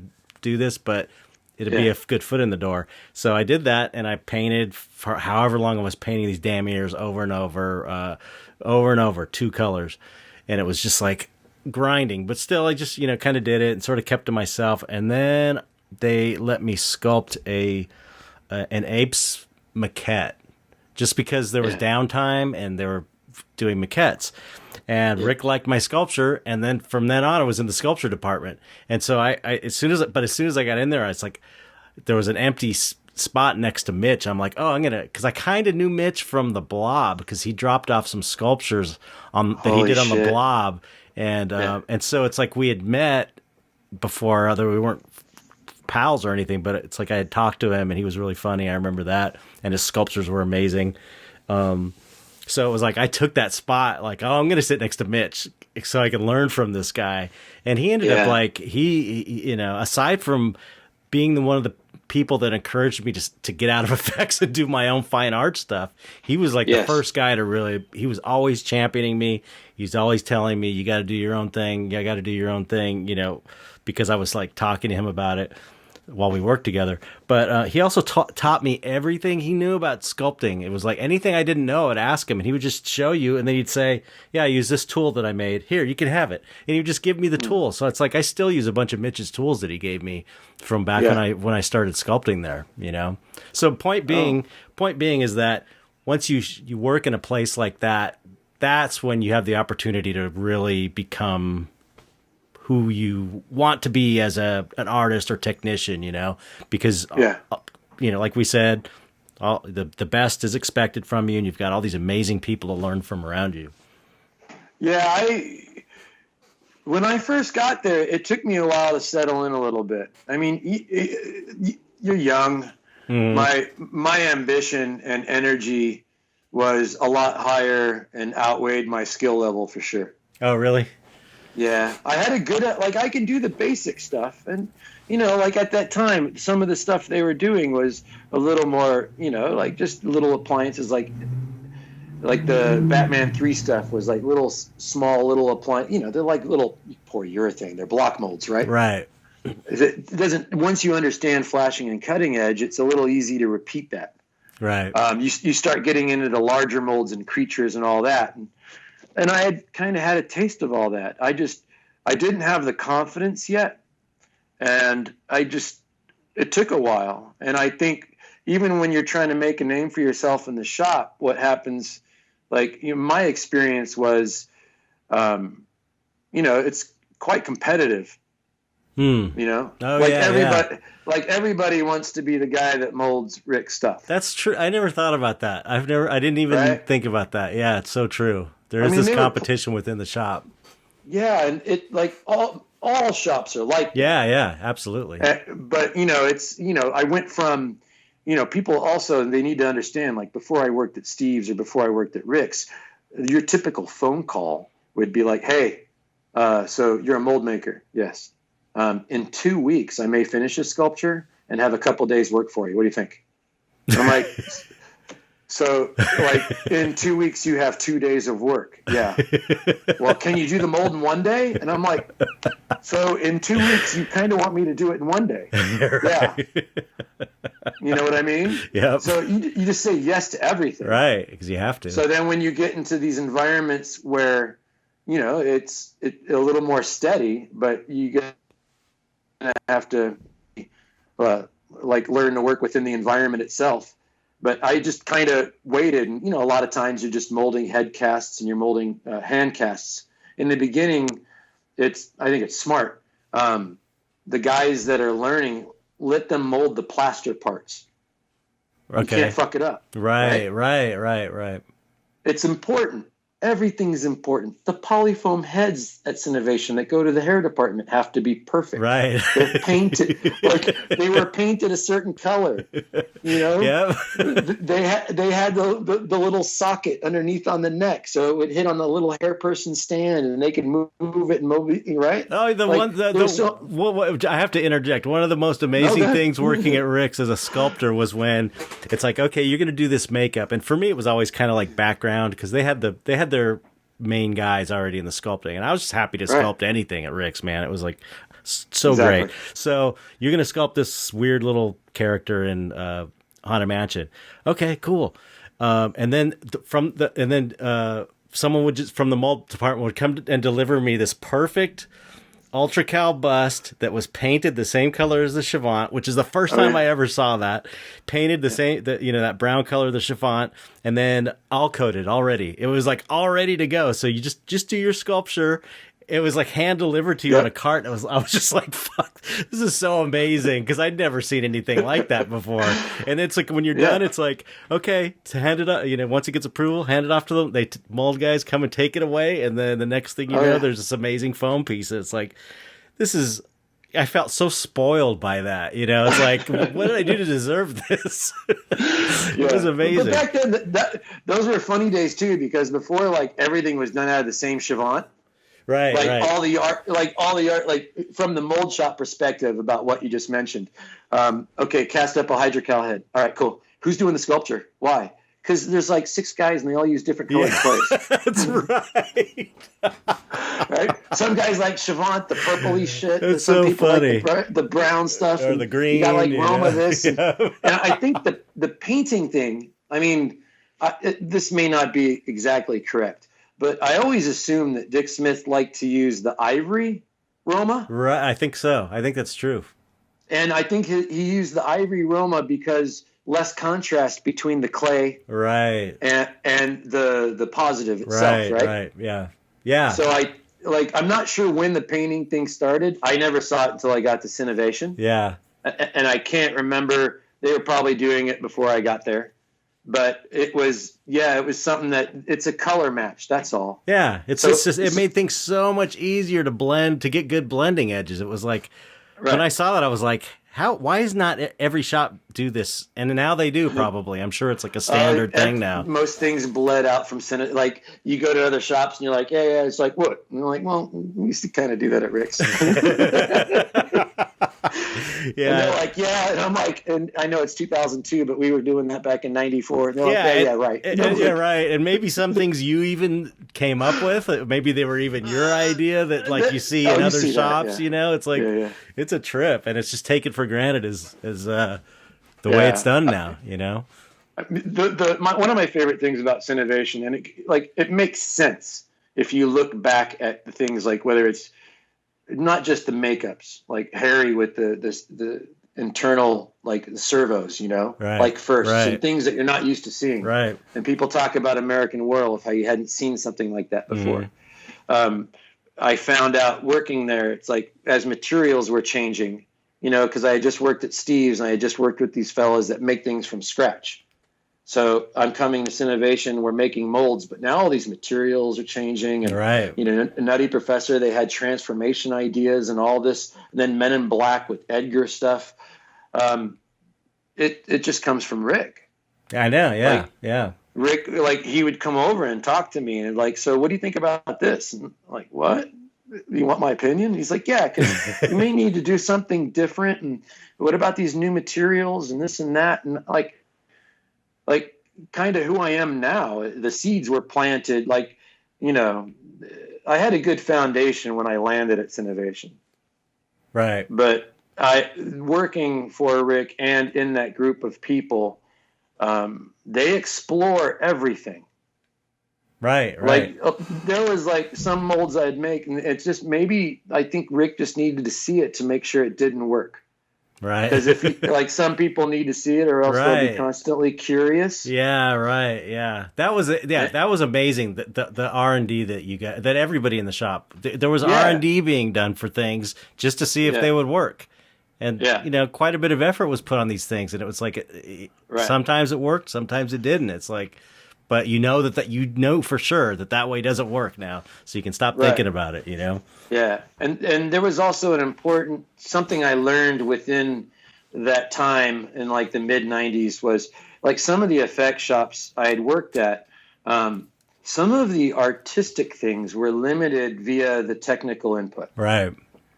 So like the sculptor, the artist would be like, hey, I'd like to do this. And then like maybe I'd hear the mold maker saying, well, we can't do that because of this. Right. And, and I would be watching and studying it going, well, what happens if you did this? Hey. I'm like, okay. Because there was a lot of that in a lot of the shops. Yeah. And then when I got to Cinovation, that was one of just the idea before something was started, like you'd be in a room, and learning how to find your voice is also important and took time, but you'd be in there and they'd be talking to like McLaughlin representing the mold shop. And, Roland had come over by now and, left Canham's and he's become the foam runner, RB Effects. He does his own stuff now, but this is, and so you would have the sculptors and Rick, and you would have these conversations. And you would kind of, figure out, like before you ever bought the clay for your sculpture, someone already knew that they were going to do the hydrocal and paint it a certain color, and Tuesday morning it lands on Chet's desk. Right. And then we know that you got 3.5 days, and then you're going to expect to float it, put it in the water. Yep. And then me and that other guy are going to have the broken down epoxy cores. And on Monday morning at 8 a.m., those land on Chet's desk. Right. So if you take that and multiply it by like 25 characters and 12 sculptors. I don't know how you guys did it, man. Well, it's Bill crazy. Sturgeon was, Bill coordinated. Rick, I think he was really good at putting the right people in the right places. Yeah, absolutely. Yeah. And how I felt, for lack of a better metaphor, I felt like, like a watered plant. Right. Lots of sunshine and lots of I felt nurtured. It's absolutely 100%. Yeah. Like there were some times where they'd be like, okay, this is kind of going to suck. We got to bang this out. And you're like, okay, fine. But you're willing to do it. You're willing to do it because, the rest of the time you're respected and taken care of and, like you said, nurtured, Yeah. Part of the family. It is when you're doing R&D, like, because especially when you're a technician, one of the things that you train yourself to, like, don't make a mistake, don't make a mistake, don't make a mistake. And then what happens when you start testing stuff is, like, you start making a lot of mistakes. Mm-hmm. So, like, that was also good for me to learn, like, these aren't, like, necessarily fuck ups. They're just kind of hurdles. Right. Right. Like, you're going to learn from it. And then maybe it's like you need to go a different direction. Like, maybe it fucked up because the incompatibility of certain materials, or maybe you can push through and make this work. Right. And then, you get more and more experience with material, and, like, you get mindful of things as you're working with it. Like, like paint and plaster are similar. Like, sometimes as they dry out, the sheen and the value of the color kind of changes. Yep. So, yep. Like, trying to do your job with the various materials, you learn to, like, visually pay attention. Right. And right. Kind of have a clock in your head. I started taking a lot of notes, so I would know, like, well, I'm about 7 minutes away from being able to do what I need to do on that. Right. And planning ahead as much as you can pre-prep, because you have to compensate for something's going to go wrong. Something always goes wrong. That's the first time. I mean, the fuck up factor. That was another Rick term that I remember reading in Baker's half dozen article, I think in Fangoria, where he talks about the fuck up factor. It's part of the budget, because there's always going to be things that fuck up. Well, you can't explore that type of stuff. Well, especially when you're doing new techniques, because I think this was like all about American Werewolf, and it's like I was gonna say that's Rick's a genius. It's like, imagine doing all that stuff back in for American Werewolf. It's like it's never been done before. Nothing even close has been done. It's like even the stuff, like I said, The Howling was one of those movies that got me really excited because I saw that first. It's like the all that technology was from Rick, because Rob, I mean, I'm sure Rob's a great innovator as well, but Rick, he was working for Rick from my understanding. It's like Rick had developed all that technology, or in his crew, but back when it was like urethanes and stuff, they'd use urethane skins and figure out how to paint them for a lot of the stretchy heads. It's like, back then it was so, I can't imagine how much more difficult it was back then to figure that stuff out, and it had never been done before. But that's that thing I'm talking about, like learning about the material, like learning how to use new materials with new ideas, and how you're being observant and what to look for, what to watch, and different ideas of prepping. Like, all of that is things I learned from working for him at his shop. Right. Because mold making materials were changing, and still, and there's, it's crazy to me. Like, in the 90s, you just think that people are learning about what we're doing much quicker. Right. And then 15 years later, I'm in a different shop, and hey, what about this? I'm like, well, you just do this and this. Well, that's a great idea. I'm like, 1995. Like, it's not their fault. Right. It's just every once in a while I get reminders of and it's not just us. We're all employees along for the ride. Mm-hmm. And hopefully, like either Rick or someone in that shop knew us enough to put us in the right place. Right. I mean, a lot of that, like, play to our strengths. And then while you're there, if you want to learn, like, the other, like, like, all the other tasks are done at such a high level. Like, if you wanted to learn, like, seaming or painting or sculpting or hair work, well, take somebody out to lunch, because they're probably 50 feet away. Right, exactly. Like, all the best people at everything are right there, and and you're hanging out with them every day. It was a little, like, looking back, I'm like, Beth makes fun of me and some of my friends. I mean, they even made a T-shirt that says "Back at Rick's." It's great, and it looks like a Batman emblem. Willie over it, because I'm currently over at Vince Van Dyke's. Which is we can get to that one, but it's. I know I mention it a lot, but it's just. it's incomparable. Like, and I worked in different countries. I worked in a lot of shops. It just can't be understated. Oh yeah. On how special it was. Absolutely. Yeah. I always bring it up as the best, the most amazing place I ever worked at. It was kind of like, I remember times at Rick's thinking, there's no way this is going to last because it's too good. It's perfect. Yeah. It's like, it's as good as it gets. And it's almost too good. Like I couldn't, like, how is this going to, it just felt too good to be true, kind of, for me, at least from my perspective as a sculptor. And, I don't know. We worked on a lot of cool shows. I think, like, for me, it was just like, I was exposed to so many different tasks, like through the Men in Black films or the Grinch, like all the different movies. Can you try like lifting? I think it's your hat, maybe. If you just, that's kind of. How about now? Oh, there you go. It's been kind of like going over and slightly muting slightly. It's all right. That sounds great. Okay, cool. Sorry. We're back to good? Yes, okay. We're good. Well, like, one of my favorite things was like when we did Men in Black, the first one. Because everybody and this was kind of an opportunity where the Edgar bug, the one that, Satrakian and all those guys worked on. And it was the first time I ever saw a huge thing milled up in yellow foam from the computer, right? Scanned up from a maquette. Yeah. It was evident at the time that most of the people that were at Cinovation already were not familiar or comfortable with molding larger items. Interesting. And so when, it worked out pretty well where I was like, okay, at first I'm like, job security, right? Yeah. So we're having a meeting in the mold shop. There's 10 people surrounding Rick, and Rick's talking about this and that. And because I was familiar with it, I've done car parts and motorcycles and creatures. Like, that's something I was really familiar with. Large stuff in gel coats. And what I was learning in the early and mid 90s was most people in the effects industry hated gel coat. Because of alligatoring and textures and going wrong. And right. So when Men in Black started, it was kind of like, hey, we're going to need to maybe do this and this and this. And I'm like, I'll do it.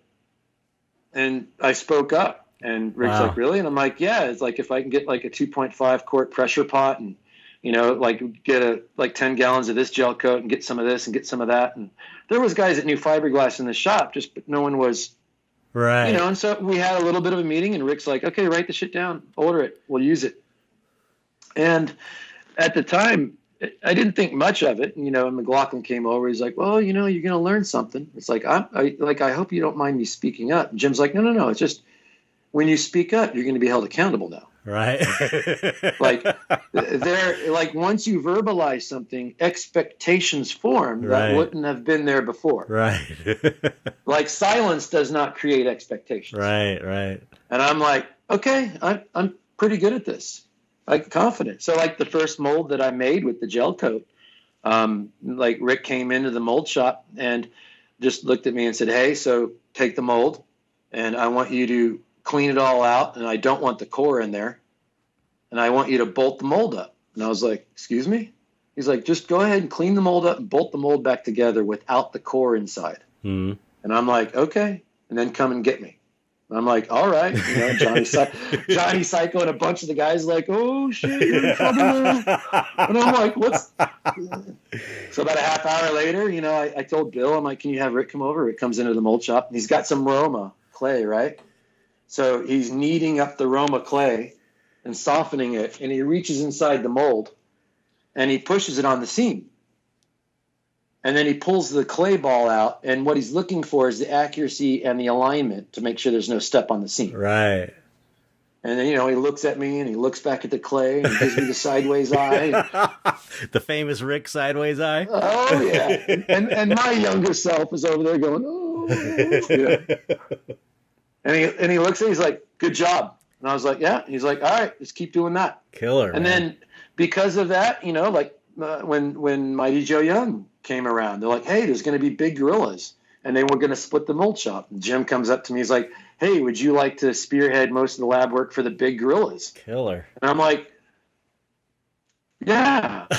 So, yeah, we molded it. We did a mechanical 20-foot gorilla at Cinovate. Like all of these jobs were like, who would have ever thought it was cool. And like, but all that said, I will be honest. It's like, you know, after being in and out of all the shops, you know, and then, you know, Rick retiring and going through that was a tough period too. Cause well, now that shop's like no longer an option. Right. And a lot of the other shops are still kind of the way that the other shops used to be in the 90s. Mm-hmm. So it was kind of like, you know, I went to a few shops and I was like, okay, I'm having a hard time, you know, because I was privileged, you know. It's like, and I'm like getting back to like, what about this? So we don't have that. Oh, yeah. What about that? No, what's that? And I'm like, oh, you know. So, and then that right around then, that's when Kazu asked me like to go over and help at Paul McCarthy's. Right, right. And so that ended up turning into a 5-year job. Are you serious? I didn't realize you were there for 5 years. Wow. Yeah. Well, it was, like we went there for like some of the photorealistic bodies and stuff, and then, you know, interconnectivity again, synchronicity. The guy that runs the mold shop, Rob Land. Yep. Eddie Yang's cousin, you know, who I first met on the first Men in Black in like 1996. You know, when Eddie Yang got his cousin a job. Wow. And even back then, like, you know, when I was like showing him how to do stuff, he would, so smart. Like, you know, I'm working with other mold makers at Synovation on the big gorilla stuff. And I'd show Rob something and he'd be like, yeah, man, well, what about this? And I'd be like, oh, that's a pretty fucking good idea too. Yeah. Rob's awesome. So, yeah. So like when I got a chance to work with him at Paul's, I was like, yeah, this sounds good. And then when I walked into Paul's shop, I'm like, you know, it's set up kind of like Synovation, like everything that you need. And I'm like, okay, this is, right. I can do this. And then what happened was that's when, you know, Rick started becoming really artistic. And one of the first things that, you know, I hadn't talked to him for a couple of years. Like we did Maleficent together. I met Aryan, you know, Aryan Tujin. And yeah, that was a good show. That was fun. But what happened was he started doing his personal artwork. Like he did this little Frankenstein head that was like 10 inches tall, you know, and he just emailed me and said, hey, can you make a mold for me? And I was like, yeah, sure. And through that, you know, and I talked to Vince from Vince Van Dyke Effects, and we were friends at the time. And I said, hey, you know, I got to do some glass. Do you mind if I do this in your shop at night and weekends? And you know, and you're close to Rick, and I think your work is Rick approved. So he like everything is lining up to where this would be okay with Rick. Right. And Vince was like, absolutely. And I'm like, okay, cool.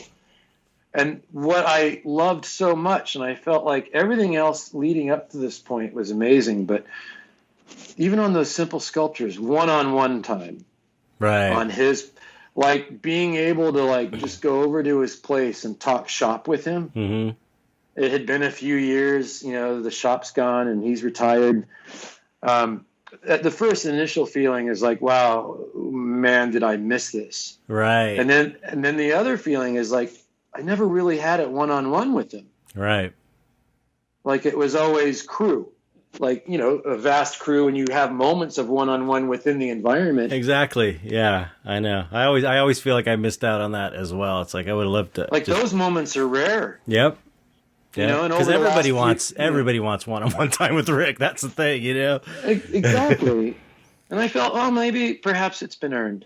Yeah, you know, exactly. And he likes to keep things secret, which I love. Like with the Halloween stuff, I've helped him out a few times, and you know, he calls me up and he's like, "Hey, I'm gonna need you to maybe, I'm gonna do makeups on my daughters. I'm gonna wear a mask, but one of my daughters, Veronica, maybe you can make the positives and negative molds for the makeup." And I'm like, okay. And I'm like, what you doing? He's like, just come over tomorrow on your way home from work. I'm like, okay.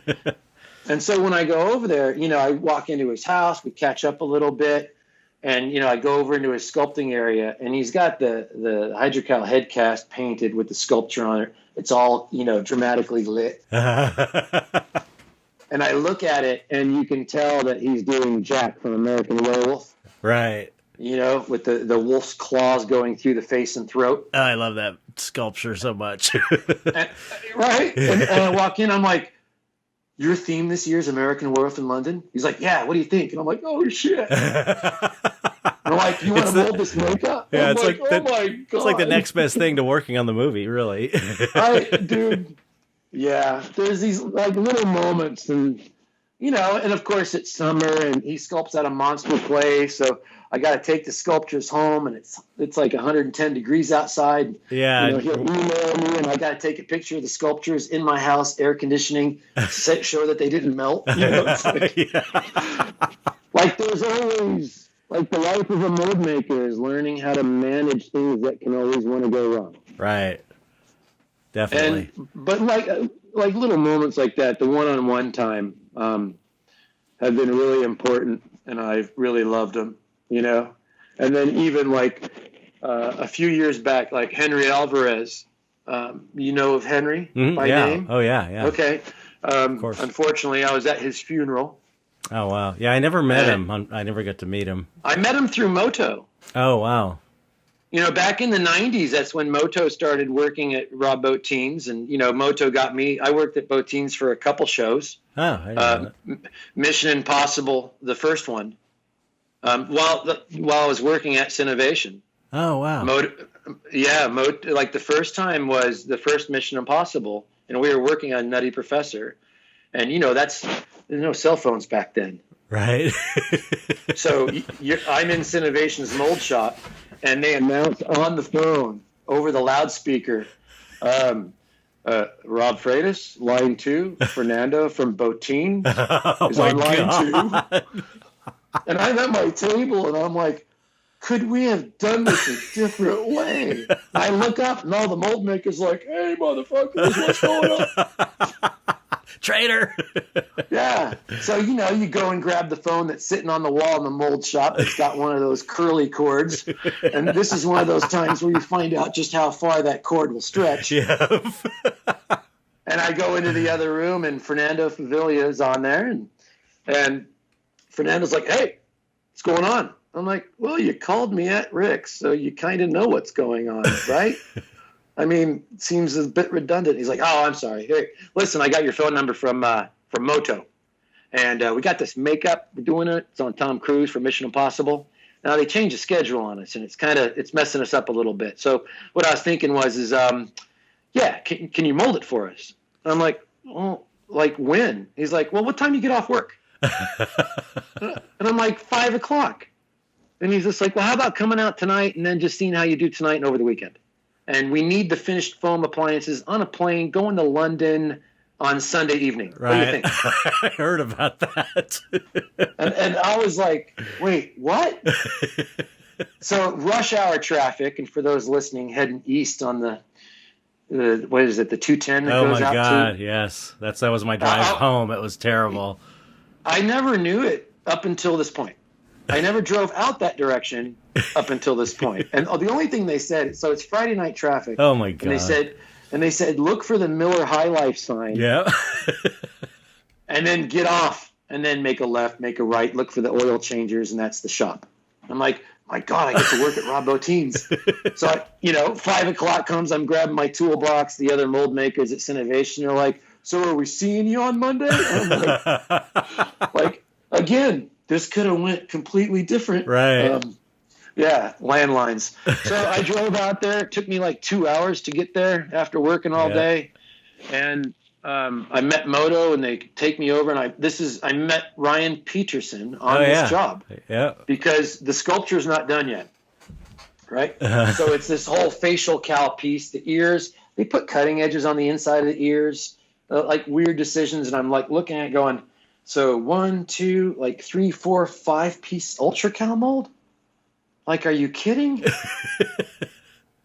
and I hear this, hey man, and I turn and it's Rob. Wow. And and I start tripping out. I'm like, hey, and Moto starts laughing at me. I'm like, what? He's like, Rob's like, Moto, I'm gonna take him before he gets to work. Come on, man. And I'm like, okay. So Bottin took me into his office, and we just kind of hung out. And he slid a piece of paper across the table. And he looked at me and was just like, Moto tells me that you're good at what you do. And I'm like, that's nice of him. And he's like, all right, so I need this makeup done. Does that sound feasible to you? Like, mold it, open it, clean it. We're going to run some foam and then put it in a box on Sunday. And I'm like, yeah. He's like, how many hours it takes, whatever you got. I need you to finish it, whatever it takes. And I'm like, okay. He's like, so you're the man for the job. And I'm like, yeah. And he slides a piece of paper, like, you know, an employment agreement. And he's like, there, that space right there. Write down a number. Make it worth your while. And I was like, shit. You know, I'm young, so I don't know. Like, right. I'm looking at this is crazy. Rob Bottin just told me to name my price.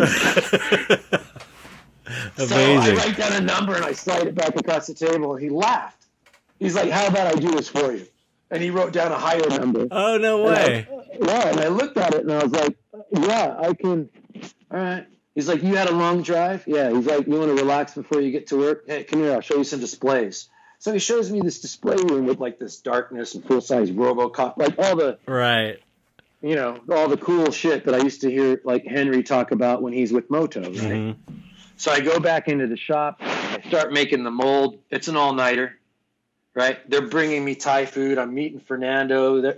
Over there is this big silicone autopsy body. I'm like, what's that for? He's like, well, if you want to help and trim the seam. I'm like, well, what's it for? He's like, I don't know, some movie called Seven. It's a movie called Seven. I didn't know. That's it. And it's like this. I've never seen a silicone body before. Oh, so wow. I'm going over there and poking it with, you know, this is February 95, somewhere in there. And that movie's meant to come out fall. Uh-huh. So, you know, and I'm like, okay, so I do like an ultra-cal piece of the mold. And then while it was cooling down, I'd go over there and with scissors trim the silicone seam on this big gluttony body. Right. And then when the mold was done, I cleaned it. Everything went well. I went home Sunday morning.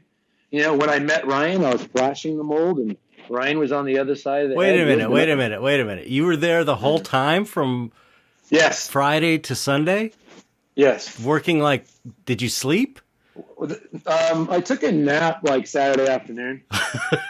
Where? Well, because on a couch or something? They had like cot areas. Oh. Yeah. Well, because the you know, because it was during an all-nighter, my pace was a little slower. I was tired. Right. There was a lot of talking and catching up. They seemed relaxed. They're like you know, because part of me is like, I mean, you're paying me. I got to get to work. But Bottin would, you know, come over. It's like, so hey man, how's it going over there? You know, like the, and I'm like, I can't say no to Rob if he wants to talk. Right. I'm like, you're paying me, so like the mold was like. They didn't need me to rush through it. They just needed me to finish it. Right. So there was like meal breaks. And when the 5-piece mold was done, we opened it. They came over. He liked it. And one of my favorite compliments came from Rob and Art Pimentel, who was running the mold shop. But when the mold was done, Rob had come over and went like, hey, you know Gunner? Because Gunner used to be Bottin's mold maker through the 80s, right? Right. That's like he worked for Rick for a while, and then Rick closed his shop down for a little bit after Greystoke, and then that's when Gunner went to Rob's, and so Explorers and Legend and RoboCop and all those movies, Gunner was the main. And the Thing wasn't the Thing. Yeah, that's right. Because he's a character. Yeah. He's like a body in the Thing, right? He's that frozen guy with the sliced neck, right? That was the only photo. It's like, look, that's, you know, Rick Baker's mold maker, Rob Bottin's mold maker. It's that frozen guy in the beginning of Kurt Russell's The Thing. Yeah, and so like, you know, it all comes together. It's like they look at it and like, hey, that's your mold work kind of reminds us of Gunner's, and I was like. Wow. Moto, you know, my mentor who's right there, is kind of like crossing his arms, looking really proud. You know? Yeah. And so I shook Rob's hand and said, you know, to Ryan and Moto, I'll see you guys later. And that was that. Amazing. And then, yeah, it's these jobs they used to pop up. Mm-hmm. And then, you know, cut to 2013. So many years later, the same year, like I was at Henry's funeral, and for whatever reason, Gunner was someone that I always wanted to meet. You know, because Gunner? He was the mold maker, right. Gunner Ferdinand. Yeah. Because, and I think that he was the first guy to ever just make molds in an effect shop. Mm-hmm. Not sculpt, not like effects. I said, he was the first celebrity mold maker in our little circle. Yeah. He was the guy everyone was like, he was the mold maker. Yeah, and. I guess it's like he retired as I started working. I worked at Rob's, and you hear his name, and I always used to talk about him all the time. And I guess I just always assumed that he had moved back to Europe. Mm-hmm. So here I am years later, and things are changing. Like I can tell Rick's going to retire, and what now? And I'm at a funeral, and Henry's there, and Moto passed a few years later or earlier. And a moment of reflection. And I met a guy, Fernando introduced me to him. And he was kind of like, hey, this is Rob. He's kind of like Gunnar. He's like, hey, have you seen Gunnar lately? And they started talking about Gunnar in front of me. I'm like, so Gunnar's still here? Like, yeah, he lives in Van Nuys. I'm like, oh my God. Wow. So through a course of events, Brian Wade, who is still in contact with Gunnar, he and I work it out to where I went over to Gunnar's house on a Saturday and met him. Oh, cool. And it was kind of awkward because, at the time he's meeting somebody, he's like 86 years old. And he's like, who's this guy? And right. it was a quick meeting and then it was over. Right. And I'm so knowing his age and that, well, we're old school, aren't we? So I wrote him a letter and put it in the mailbox. There you go. That's smart. I had his address and I told him, I said, look, that's not exactly how I want it. I didn't want a 20-minute hello, shake your hand, bye. Right. Got a picture. Yeah. I want to chat shop with you. And I wrote a long letter, and he wrote me a long letter back and said, see you Saturday at 10. Oh, cool. And then one of my favorite things that happened was a few months after that, it was through Bill Sturgeon, actually, through the Getty Museum. Mm-hmm. There were some curators and some people that were interested in talking to someone that was old school and maybe getting some advice from someone like Gunnar. Mm-hmm. So I picked up Gunnar at his house, took him to Sinovation Studios. Inside the mold shop at Sinovation Studios, we sat with the people from the Getty Museum. And Bill took video and pictures. Amazing. And then we went out to lunch, and Rick and Gunnar hadn't seen each other for 28 years? Wow. So they caught up, and so after all of that, I get Gunnar in my truck and I drive back to his house and we're having a beer in his garden. And he says, thanks. And I'm like, what? He's like, well, for a long time, I always thought Rick was mad at me because, I came back from England and I went to work over at Rob Bottin's shop. Mm. And as it turns out, he wasn't really mad at me. He just didn't have work for me, and he was happy that I found work elsewhere because I was good at what I do. And I'm like, so you feel good? And he's like, I feel good. Wow, how cool. What a cool thing that you were able to do for him, for someone you admired so much, Well, yeah, he's like the prototype for those that do what I do. Right. Yep. And then I'm glad that he did this because Gunnar, unfortunately, rest in peace, passed away a year ago. Oh, wow. At the age of 93. Wow, that's a good run. And yeah, it was. And so what he did unexpectedly for me, with me, was there was a myth, the string mold, right? Everybody. Yeah, right. You have to explain that to the audience. Okay. All right. There was this myth of someone, like, to explain undercuts and a mold, it's kind of like the easiest way to do it is like trying to take your shoe off without untying it, or trying to get your wrist through the sleeve without undoing the button at the end of the sleeve. Right. Like, that's an undercut, a lock. So molds are made in multiple pieces just so you can get them off the round object, or else you wouldn't be able to get the round object from a one-piece mold. It would be locked inside like a lollipop, right? Right. Like that wrist to cuff. Good I don't description. know if that's a good explanation. It is. Okay. All right. So on the thing, the rumor was, and it was like this myth, that Gunnar was asked to mold a boot and then make a latex copy. Mm-hmm. Okay. Now, Gunnar went away, made a mold, and impossibly quickly returned with a latex boot.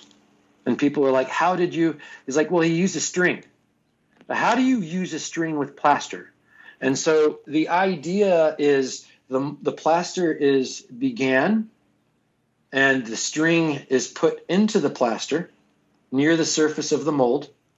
And then so you do all the pieces at once and all the plaster at once. And then when the plaster is set up enough to cut with the string, you pull the string out through the plaster and it separates the pieces for you. Right. Now, over the years, I had heard so many different ways of doing this. It's like cooking a different menu recipe. Everybody claimed to have grandma's recipe, right? and none of it tasted right. It was just one of those things. Right. So, after I met Gunnar and after he caught up with Rick, he had me come over, and I thought it was going to be beer in the garden. And when I got there, he, walked me out back, and on top of his winter chopping block, he had taken water-based clay and made a shape almost like an old milk bottle from the 70s. Mm-hmm. And I look over on the table, and he had some plaster. He had his granddad's spade-shaped plaster throwing tool and a spool of string. Oh, my God. And I looked at him, and I'm like, what? And he's just like, someone needs to know. Are you serious? Yeah, I posted pictures. I'll tag you. Holy shit! And that's amazing. So over the course, and no rubber gloves were allowed. Because I like to wear rubber gloves to protect my hands. And I'm like, where are the rubber gloves? And he just laughed at me. I'm like, okay. And so he began to walk me through step by step a 3-piece plaster mold, but he did it in a way to where we used color in the surface coat, and when the string cuts it like a knife through butter. If you look at the finished mold, the mold's got registration keys on the flange.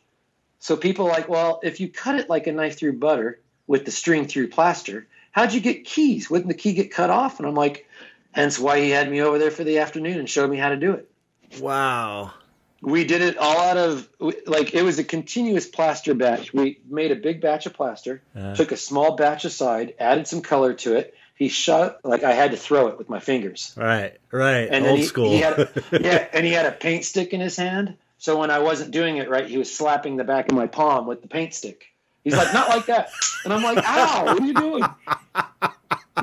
So he showed me how to do it. I did a finished mold. We opened the mold. We cleaned it. I took pictures of the mold. I took pictures of it together, showing how incredibly tight it was. Oh, wow. So all the little details and how-tos are in my noggin. And we went and sat at his little table, and I had a beer. That's so amazing. I can't believe that. It's like everybody knows about the string myth. It's like a mythical thing. You got the secret knowledge. There's other ways to do it successfully, but Gunnar, of course, there's ways of doing something, and then there's that extra. Right. This one has keys on it. This one, when you see the seam, it's like there is no seam. And he's like, well, there's a little bit of one. I'm like, this is as tight as epoxy mold. Oh, I can't wait to see these pictures. Yeah, I have them they're on my Instagram. I'll show you. Maybe we could put them in the. Oh yeah, Patreon, because I usually do a little gallery of the interviews of people's I know, work. I look through them. Okay, yeah. We can put yours on there. Your podcast is a pretty great thing, dude. Oh, thanks. Yeah, it's fun for me. I learn so much, and it's like the only time I get to hear these stories and talk to people, that I've known for years. It's like really get to know people, by interviewing them. Well, yeah, because we worked together at Cinovation, and Cinovation, the shop was kind of huge and separated. Yeah, and it's like, that's why, I feel completely comfortable talking to you because we worked together for years. But still, it's like we never sat down and I never heard your background or your history because it's like a working friendship. You know how it is. It's like everybody, you know their quirks, you know how to get along with them, you know what they like, what they don't like on a general level because you're working with them every day. But there's not a lot of the one-on-one unless you're pulling a late nighter with someone, and that's actually how I got to get to know Moto. Really was because I knew him casually for a long time. He spoke well of you. You guys spent yeah because sexual motion. Go ahead. Yeah, no. It was just like we got into deep conversations during I think it was Fantastic Four or sculpting that bodysuit. Yeah. And we really talked a lot about spiritual stuff, actually. A lot of that kind of like meditation and Buddhism and spirituality and stuff, which he was like a skeptic. He was a Buddhist, but he was like, I was like into Zen Buddhism. And I remember him telling me, Zen Buddhism is not real Buddhism. and it was like, so it was definitely, there was like a kind of opposing viewpoints, and I was more like the hippy dippy magical whatever guy, and he was a little, he was Moto. He was more of like the strong, silent, stern kind of, these are how things are, you know what I mean? And I was like, yes, I think these are how things are. I mean, there's like room, there's more to it than that. And we got into it deep, man. We got into it deep. Yes. And it's like, that's where we really connected. It was really kind of an amazing time for me, you know? I used to do that a lot with them. We used to go out to dinner a lot. Yeah. Because see, for me, one of the things for myself is like, my mind races, right? I can't slow it down sometimes. Yeah. Sometimes, like I'll be having a conversation and my mind's on something else already. Right. And then what happens is when my mind gets distracted, like as we get older, I'm able to dissect this. It doesn't make me talk less, but like how to understand how to achieve certain, like you have to be in a certain frame of mind to do certain tasks. Right.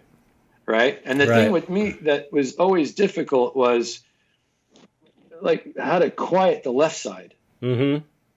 Right? Because, like I need it kind of a little bit because of what I do is technical. Oh, yeah. It's just a matter of being able to know how to use it when you need it and not have it go constantly crazy when you don't need it. Right. Which is what meditation's all about, really, Exactly. Because I used to, what happened, like I smoked a lot of weed when I was younger. Mm-hmm. And that was like how I used to cope with it a little bit. Right. But the problem I had with that is like for me, once I was high, it kind of turned the left side of the brain off. Right. And when I'm doing what I like to do, I count on the left side to interrupt every once in a while and catch those little things as I'm working. Right. So what happens is, like for me, like podcasts and music become very important. Yeah. So because it's kind of like, when you meditate, I know there's different types. I have my own things I do that try to simulate meditation, but like they have the one where you can either focus on something and think about it in a like almost a third person type way. Am I right in thinking that? Mm-hmm. And then you have the other type where the breathing, the breathing is meant to mute the other voices, it's like, all that other crap, right? You focus all of your attention on the breathing. This is the most common way, so that when you're focused on your breathing, you can't focus on anything else. So it's like it's forcing you to put your attention all in one spot, basically. Yeah. Like, I do. Rubik's Cube for me. It sounds silly and stupid, but sometimes when I go to jobs, I'll have a Rubik's Cube, and like in the morning, like with a cup of coffee or something, people are like, "What are you doing?" I'm like, well, because once I start doing the cube, it's almost like the breathing idea. Yeah, right? It's the exact same thing. It's the exact same thing. And lately, I've noticed, because like working in, like the industry, it's different as we age, and to find different ways of going about it. Like I've been thinking about meditation lately because. One of the things I used to do for meditation was like my motorcycle. Mm-hmm. I don't ride as much as I used to, but it relaxes me so much. Oh, yeah. Because whatever you're thinking about, we'll ride high speed into the left turn. And when you start negotiating the road and thinking about what you're doing. Yeah, it completely occupies that part of your mind, Yeah, and then I'm just there doing that, and that's it. In the moment. And when I don't write as much as I'm aging, what I'm finding out, it's harder for me to find calm. Right. You know what I mean? Yeah. And also like, it's like just being older, your mind and body work differently than we did when we were younger. Yeah. Even like, it's like the efforts it takes to like finish a paint job or like to stay up, like even get going. Like have to exactly. Get going in the morning and also recover from all-nighters. That's one of the biggest things I used to, just like we used to always, just like doing that weekend at Rob's. It's like, I don't know that I could do something like that now. It's like I sometimes have to, occasionally, if I have a deadline, I'll have to pull an all-nighter. And it takes me, it's like the older I get, the longer it takes me to recover and get back to normal. It's really weird, but I could see it. It used to be like a day, and a day of chilling, and I'd be ready to go. Or else I didn't even need a recovery time when I was older. Then it would be like a day, and then it would be like a weekend. And now it takes me like a week after pushing myself hard like that, you know? And it's just age, you know? It's a tough realization to, like, I think now, as I'm getting older, I just have to acknowledge and go about things in a different way. Right. Yeah. Now I'm trying to avoid it in the all-nighters in the first place. Because then you get in a bad, like, it affects my attitude, totally, my demeanor. Man. It puts me it makes me a dick. Turns me into a dick, and I'm normally not a dick. It's weird. Yeah. But the hard part, I think, sometimes is, like, if someone is younger, they're not going to understand. Right. Well, it's just like Mitch. Mitch would never, ever, ever, ever, ever, ever work overtime or a weekend. Ever. It was like, you know, occasionally you get asked to come in on the weekend. Mitch would fucking never. It was like one of his primary rules that he would never work past 5 and he would never work on a weekend, no matter what. You couldn't pay him like enough to do it. He just wouldn't do it. And it was like, and he was, you know, what, he's older. I don't know how many years older, like maybe 10 years older than us, around that. So it was like, he was the older guy. Has to be, yeah. Yeah. He was the older guy. And it was like, I was always like, you know, why don't you work? I'm coming in on the weekend. You should come in. He's like, nope. And it was like, maybe because he was older and he realized it's like, aside from his free time was valuable, but it's harder to do the older you get, that sort of thing, you know? Yeah. I find like, I'm like starting to reintroduce the hobbies. Like I'm playing a lot more guitar. Same here, man. Same here. Music. That's my hobby now. It's like, it's so much fun as a hobby. Yeah. It's all those little things I used to do in my like childhood bedroom during summer vacation. Mm-hmm. You know what I mean? Like, and how you use these hobbies, it's different. Like, you know, like sometimes like learning new music is something I didn't do for a long time. Mm-hmm. And the process of using your ear and lifting the needle and finding the notes and it not being in a hurry. Right. And these days you just go online, you get the tablature. It's kind of like, well, I kind of. I know. So actually, you know, like listening to music and like, I never learned that song. Maybe I think I want to. And yeah, it's been really refreshing. It's been good. It's just, you know, getting older. You just got to learn to do things differently. Yeah. It's been interesting. Totally. It's definitely not boring. It's interesting. Yeah. That's kind of like my favorite part about the podcast and all the different artists and people that you have is like, it's kind of overwhelming when you try to check out all of their art. Right.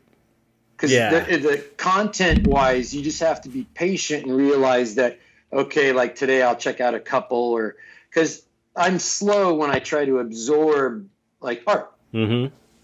You know, and you go to someone's wall and it's like, 3,000 posts. Yeah, oh my God. You know what I mean? Exactly. It's like this is going to take a month to get through properly. Right.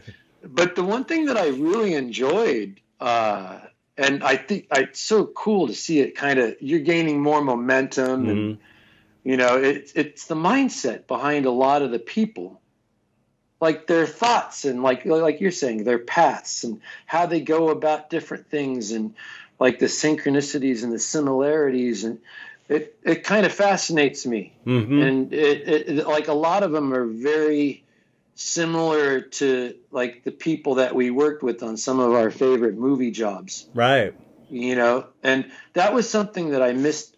My favorite thing about the film industry in the 90s that's different now is the international contingent's not there anymore. Right. Because the industry is so global. There's shops back home, so why would they come to LA? Right. That's true.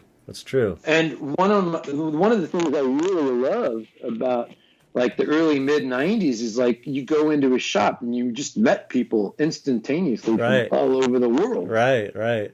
You had this one super weird common thing that you loved, and it automatically made you're like, you know, your bros with you know, anybody that's an effects guy, because back in the day, it was like hardly anybody was into it. You know, it's like you had to really seek that stuff out. So you had this crazy, weird interest, you know, so automatically you're able to talk to people from, you know, all over the world.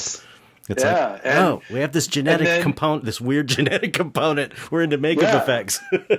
Well, it's like the music and the movies, and it was almost like a filtering process that already happened. Right, right. And it's like, it wasn't uncommon to like just start a new job and like be hanging out with some of the fellas like really, really quickly, right? Right. But then that changed, and like kind of like around the 2000s and like end of the 90s, 2000s, I think like England got, you know, like Nick Goodman trained in an entire army, like those Harry Potter films. Right. You know, and like there's a lot of talent, like through the 90s, I'm aware and friends with a lot of like people our age that have been doing it in London since, you know, like us since like the 80s and shit. But the industry really picked up, and then, you know, Prague became a thing, Australia became a thing, New Zealand became a thing. Like all of these countries, they have their own industry. Right. So when it came to the LA side of it, it's kind of cut off. Yeah. And that was like, I remember, you know, you get to know everybody in the shops in LA, and most people that I know that do tech work, especially, just focus on the Los Angeles part. Right. I remember like Michael Key brought me out in 2012 to like one of those IMAX shows, the International Makeup Trade Show. And I did like a little lecture, like just talking about my work and whatnot. And at first I thought, the silly American going over to England and saying, this is how I do it. like, would you want someone coming to LA to say the same thing? No. As it turned out, their frame of mind is just different. They're just, you're into it? Yeah, well, we are too. Cool. Yeah, right. And there was a bar that night that we went to Saturday night, because it's you know, it's kind of like Monster Paloozas and stuff, right? So you have the Saturday and the Sunday, and Saturday night everybody gets together. And I went to this bar, and there was a table from Greece, like 10 or 12 people, and then France and Italy, Scotland, Ireland over here, England, and I just all night, and I mean, I even like this friend of mine, Brian Best, who I've always been referred to. He's kind of like the English version of you. I'm like, okay. And he supervised the mold shop on like Batman Begins. So he's got that too. And we're very similar. And when I went to London on this trip, I enjoyed the lecture. I enjoyed meeting all the international people, talking shop, like especially face to face, just, you know what I mean? And I felt that a lot of people in Europe liked my work, especially with the collapsible core stuff, because it's old school. Right. It's not fancy, expensive silicone. It's like you can do it just with hard parts. So it's like an inverted piece mold. Right. Like how they've always done molds for centuries in Europe. And I'm like, yeah. Like, I learned from my grandpa. And for makeup molds, I just turned it inside out. Right. And they're like, because they see the lineage. Yeah, they appreciate the history. Right. You know? And that's why, tradition. When I talk with guys like Gunnar, it was the same. So when I went to London, I rented a little cell phone so I could reach out to Brian Best and say, dude, I'm here. I don't know when I'll come back. So like, let's say hi. And in a snowstorm, the dude gets on a train, just had a baby. Comes out to the bar. I'm like, how will I find you? He's like, I'm wearing orange pants. I'm like, there's orange pants. Like, and we just sit down and talk shop for a couple hours. Like I love it when a craft breaks borders. Right. Yeah. And like, I remember like that weekend in London was amazing for me. All the different people I met from all over. It's like, so it was refreshing. And I think for art, your podcast is kind of doing a similar thing. Oh yeah. Yeah. I hope so. You know what I mean? Yeah. I get it. You're not in the shops anymore. And like it's a different craft. It's a different, group, so to speak. But you're getting like having a place to come together is, it's important. Yeah. I think that's another thing that I've I've discovered with age, that community is important, and something I took for granted when I was younger. Or, the other thing is that, the reason I started doing the conjoined shows was like, all the people in effects, that I knew were like, I thought they were better artists than the people in a lot of ways than the people that were fine artists. I was like, there's so much, I've always said that, so much talent in makeup effects. At Rick's shop, there was so much talent in there. And so the idea was like, I know all these guys, and they're always talking about wanting to do fine art, but they never do it. So I'm going to make this show and then invite a bunch of people in. And so it's like, so that was like a bridge between the two, the fine art and the makeup effects, you know? And then when I started doing this podcast, I started bringing in. I started out just in the kind of the field I'm in now, which is fine art, you know. But then I started bringing in effects people just because, you know, I know them and they're interesting and cool people. But the similarities between it's just like I ended up going to fine art, but I was a makeup effects guy. It's like they're not really that different. You know, it's really, you know, they're very similar and the influences are similar, and it's just really the professions that are different, the how they chose to go. It's like, you know, I went into effects because I was completely captivated by it when I was a kid. And I just couldn't do anything else. And eventually, after working next to Mitch for 5 years, made me start thinking about getting out. And you know, and seeing, you know, there's a lot of reasons, because it was more like painters were starting. Mark Ryden had a book out, and I was starting to see how you could paint cool, weird shit and maybe make a living out of it. So then I started trying to get out, and I felt kind of like I sort of, you know, went as far as I wanted to go in effects. Really, but it was part of it was Mitch constantly talking shit about the industry, and it was like, so it gave me kind of a warped sense of like, I started getting all like bitter about the industry, like really bitter. And when I left, I was so hated it, and then I got some distance from it. It took me about a year. I remember this. And then I'd look back and now it's like all fond memories, and it's like I kind of miss it. And it was like, it was a great job. It was such a cool job. The people were so cool. You know, we're making monsters every day. It's like, it doesn't get any better than that. You know, it's amazing. And the thing for me personally, it's like, now I get to make, you know, just whatever I want, instead of, you know, you have to make this 13% less scary, you know, whatever the thing they would give you for a creature sculpture, you know what I mean? The stuff that sculptors would always bitch about, you know, not being able to be real creative with it. So I get that out of the fine art. But anyway, so it's like Mitch really was important to me in that way, even though it was like, I don't think his view was accurate. Like, he was more negative than I think it really was. He was a bit jaded. Yeah, he was super jaded, but it was. For me, it was great because it like kind of helped push me to where I was supposed to be, because I have, you know, my path in life changed basically, you know. So I'm really and he was very supportive too. He wasn't just like a bitch fest, and he was very like, you know, you should get out and do your own thing. And so but anyway, I love the idea of bringing in, not having this just be about fine artists and painters, but just bringing people that are, like I said, we grew up on the same shit. It's like Famous Monsters, and so many of the artists I interview, especially the ones around our age, had such a similar background, even from different parts of the world and different parts of the country. I always say it's almost like a genetic thing, you know. It's like it's weird. It's a weird thing. I think it's just, every time you meet people from further away, like, you know, when I worked in New Zealand, I went out there to Weta.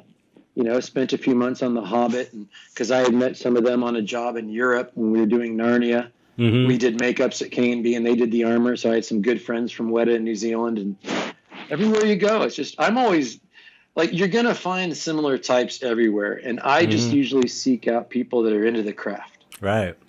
And, you know, the thing about me and my own craft is the tough part is, like, you know, like when you first started your own thing, Chet, it's like, you know, when you start going down like, hey, I'm going to sculpture, mold, and cast, it's like, it's not fucking cheap. Oh, yeah. That's like I did that. Remember that sculpture I did at Rick's that I was sculpting? I sculpted it for a year. Yeah, that dude. And then I was like, I'm going to mold it, sculpt it, I'm going to cast it. seeing it, and it was like, I did that once, and that was the last time I did it. I was like, that was a fucking nightmare. It was so expensive. It was so hard. I fucked the mold up. It was super heavy. It was so hard to cast. It was like, after that, I realized the value of other, reaching out to experts in their field and having them, hiring out. It was like the only way to go, man. Yeah, it's a tough thing to do. And, like for me, the other thing too is like, I'm just a middleman. That's the tough part. Like every once in a while, there are things that I'm going to get back into this year, like utilizing molds and casts, but to produce things that are more interesting. And like, because I think the parameters of what's possible is everybody's focused on what the computer can 3D print. Right. But like molds and casts and things like, because I'm depending on artists. I mold sculpture. Right. So without sculptures being done, I don't really have anything to mold. Right. And then so when, like my friends, like Norman, I like to mold some of his personal stuff and Rick, we talked about that. It's always a thing. It's like, hey, so, you're the artist, you got a sculpture, you're trying to get something going. Thus you're budget centered right now. Yeah. And you're calling me to mold your art piece. It's like, and talking money is always, it's tough. Yeah. But the one thing about myself is I usually just see things, and if I'm excited about it enough, I will sort it out to everybody's happy. Right. Like I've seen sculptures on like Instagram, like John Wrightson did this tentacle thing with it, and I just called him out and I'm like, who's molding? He's like, I have no idea how to do it. And I'm like, give it to me. That's cool. But we'll work something out. Like Kevin Kirkpatrick did this like really cool like lamp that's an octopus tentacle coming out of a little hatch. And again, it's like, I think this is back on the Facebook days. I hey Kev, we're friends. I emailed him. So what are you gonna do about molding that thing? It looks kind of elaborate. He's like, dude, I have no idea. That's the cool thing about people like you. It's like, you see something like that and you're like, oh, this would be so cool to mold. Yes. And we make it and go, oh my God, what am I going to do? Like it's a nightmare for someone like me who has just kind of basic mold making knowledge to even think about it. And so it's like, it's so cool to have someone, I always thought that you, out of anybody, you are the only person that I have ever known in the industry that had so much enthusiasm for molds. And it was like I said, it was what really made me be like, I remember it with you. I remember like, this guy makes me excited about molds. It's like, it made me realize how important molds are and how beautiful, it sounds cheesy, but how beautiful a well-made mold can be. It really is like a beautiful thing. The way it goes together, it's like you can do it to where it's like the best it can be. Just like everything they did at Rick's is the best it can be. And there's so much, there's like a magic in that. Really, it's like to be able to craft something like that is kind of, it takes it beyond just this like utilitarian thing that has to be done. It's like when you make this something that, people don't have so much regard for, and you do it so well, it's like it elevates it beyond its status in a way, I think. It's important. I think one of my goals kind of in the process of it is like, I remember like when I first started working at Cinovation, when I started getting to a point of maybe being slightly more creative with molds, the whole idea was I don't want an artist to pull back on something right out of technical fear. Right. Like you can have a conversation and maybe minimize that, maybe think about this, maybe if this part little comes off first, whatever. But too many times I like sculpt it, turn the left side of your brain off, go full right. Just go nuts. Let me figure it out. Yes. And when I got to a point, Jose Fernandez, he had me mold this Adam and Eve thing that he did. That was 5 feet, sculpted out of Le Beau Touche. Wow. It's called bone. It had like female hair that was all individual. I'll have to send a picture to you. Yeah. Like, Fernando called me up. Jose called me up. Like, hey, you want to come and mold it? And I was like, whoa. It's going to be a challenge. I'm like, yeah, but that's what I like. Yeah. And I love that. Like, I kind of take pride in the fact that these are people that know better and did it anyhow. Yeah, right. You know what I mean? Yeah. And then, like, if you can call me and, like, I'm your insurance program, whatever. Right. Even with Rick, like, Rick can mold all of his own stuff, and he knows it. Right. Like, sometimes it's because he's got too much, and I'm just helping alleviate some of it. But then he did, like, that Joker for Sideshow. Right. And he didn't tell me that, like, what it was. Again, he called me up and said, hey, I got this mold. I'm like, okay. He's like, I started sculpting out of wet clay, and I didn't think about it too much. And now it's this whole big thing, and I don't think I can mold it myself.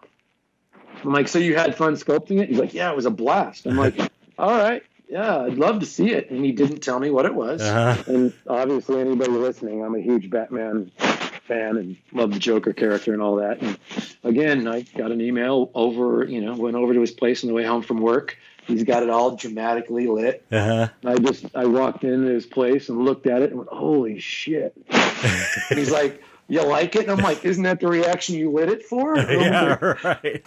And I'm like, oh, crap, this is going to be a tough one. He's like, that's why I called you. And I'm like, you didn't make it easy. But there were things about it that I love, like the idea of it had a hair curl on the top of his head as an example. Right. And for those listening, to mold and cast this all as one, could I do it? Yes.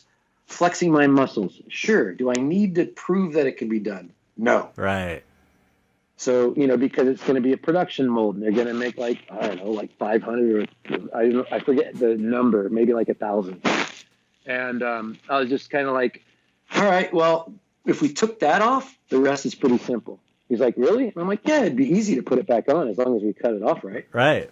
And the picture I would love is me and Rick both in our little, because I had my old Cinovation pullover smock. Yeah. And he's got his, so we're in matching gray smocks. And so I'm doing the wire trick. You ever seen how you wrap a wire around something and you pull it and it tightens like a little knot? Mm-hmm. And it actually you use it to cut through the clay? Yeah. Yeah. So I had him hold the little hair thing. I grabbed a little string and just went whoop, and he's got the little hair thing in his hand. So I started molding the bust. He's over there molding a little piece of hair. Sure, I didn't have to cut it to mold it. But the idea that we were able to have a conversation about it, and originally he just went nuts. He sculpted exactly what he wanted. Mm-hmm. And then, let's figure the rest out later. Because he's used to being around people that can pull rabbits out of their hats at times. Yeah. Like Satrakian with the mechanics and all these people. Yeah. You know what I mean? And so for me, I enjoy the idea that there are artists out there that perceive me as someone that maybe enables them to artistically go further than normal. Yeah. Even if I don't mold it, even if they just talk to me about, I talk shop and I'll consult, and then you can hire someone else to do it or just do it yourself. Right. But this, because molding and casting is tough, and a lot of times people will limit the art because they're thinking too early about the technical. And I'm not saying that they shouldn't work together. Yeah. But if you have a technician that's good at what they do, you have things molded, mm-hmm. and then they'll tell you okay, see that? Yeah, we need to pull that back a little. Right. But I think it's beneficial to allow the artists to go further than they normally will. Yeah. Go turn the left side, just go nuts, put on some music, find that groove. Right. Let it become what it is. Like a painting, it's easy because it's easier to do that for the artist, I think. I see a lot of people that sculpt and they start thinking about the technical aspects. Right. Because it needs to be molded afterwards, mm-hmm. and cast, and the different materials. And I do think it's important to have conversations ahead of time about all of that. But I do also think it's important for, let the artist flex their muscles and then let the technician enjoy the puzzle. Right. And that's always been my thing. And I think that there are people along the way that have maybe appreciated and been attracted to that aspect. Right. So, even a few years ago, I never really shared too much of my mold stuff. Mm-hmm. And when I went to London, it went really well, and I still didn't push it thereafter. And then, kind of Rick and a few others. Beth has always been supportive of me, and you should do it. You should do it. Mm-hmm. And then kind of, of course, when Rick asks you after he joins Instagram, of course, you're showing your pictures now. Yep. I was kind of like, oh, baby, I love you, Beth. But Beth has always been, and Beth was right, because you can find the community that is into it in the same way. Mm-hmm.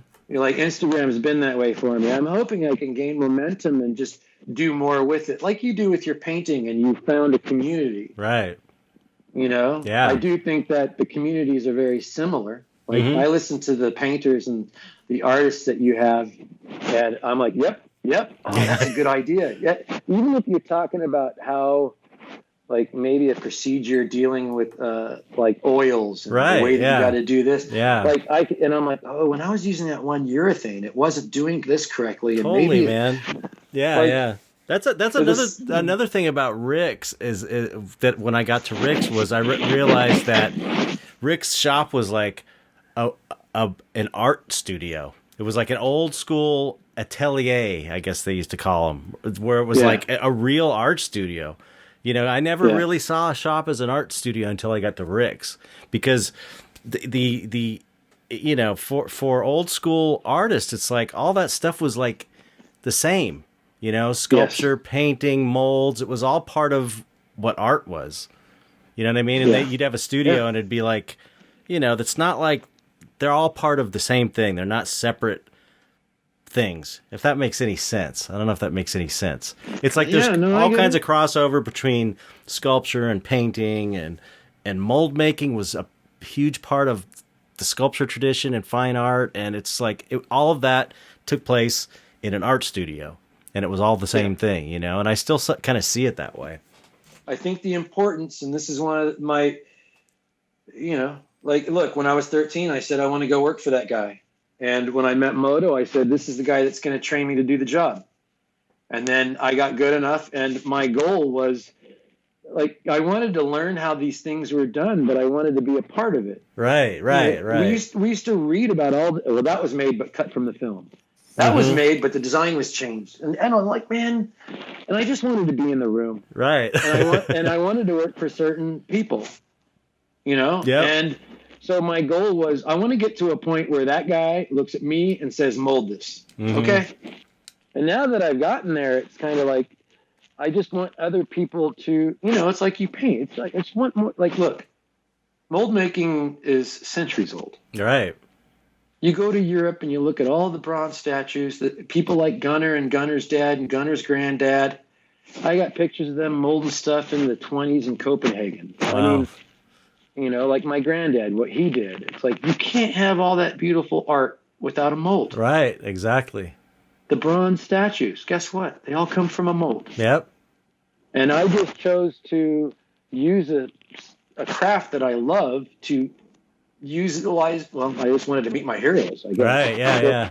Just to cut to the chase. Yeah, to be a part of it, like you said. That's a perfect way to put it. You see something you love and you want to be involved. It's like movies, and that basically for us, I think a big part of it, whether it's making molds, sculpting, being a painter that's into monsters or whatever, it's like for a lot of us it started with movies. I think that's probably one of the big threads. I have yet to interview an artist on here that hasn't loved movies and loved horror movies and horror comics and stuff like that. It's like they were really coming of age in the 70s too. Yeah, absolutely. Yeah. Like there was everybody probably looks at their own, era in a certain way. Right. But the one thing that I will say is, the test of time. Exactly. It's the only real test. It's the test of time. So, okay, there was a lot of cool things in the 90s. Do people still talk about it or watch it? Maybe less. Right. Like the 80s. Some things, the 70s. Like, there's a reason why some of the stuff that we're fond of was before our lifetime, and they'll be talking about it after our right. lifetime. Yeah. That's all. I mean, and for myself, it's like I've always, like, once I think I got to a point with Rick, it's like, in Kazu, it's like when Kazu wanted to do his own personal work, it started with the Dick Smith, and, I tried to help him out as much as I could with, like, maybe all the way up until the Dolly, somewhere around there. But people that I admire, I want to help. Right. So, and I still see and work with Kazu on occasion, it's cool. I love that. Look at where he's come. I know. It's amazing. It's amazing. Yourself with your painting. It's like, like people used to look at Rick and think like, oh, stupid CGI. Rick had to retire. It's like, Rick tried to tell you that it was a different circumstance, and now he's proved it. Yeah, exactly. He's like, I just want to do my own stuff. He's like, oh, stupid CGI. Rick had to retire. Now look, just, if you don't follow Rick already, just go follow him. Oh yeah. It's like, you take what we used to look and see in magazines, and then just you get it every day. Yeah, exactly. And there's other artists out there, and like these days, I'm working for Vince Van Dyke. He's great. He's amazing. Super cool dude. Yeah, he's mature and talented beyond his years. Yeah, he's really totally. Old school, Yep. And he's in it for the same reasons of those that I've worked for in the past, and those I admire them all for all the same reasons.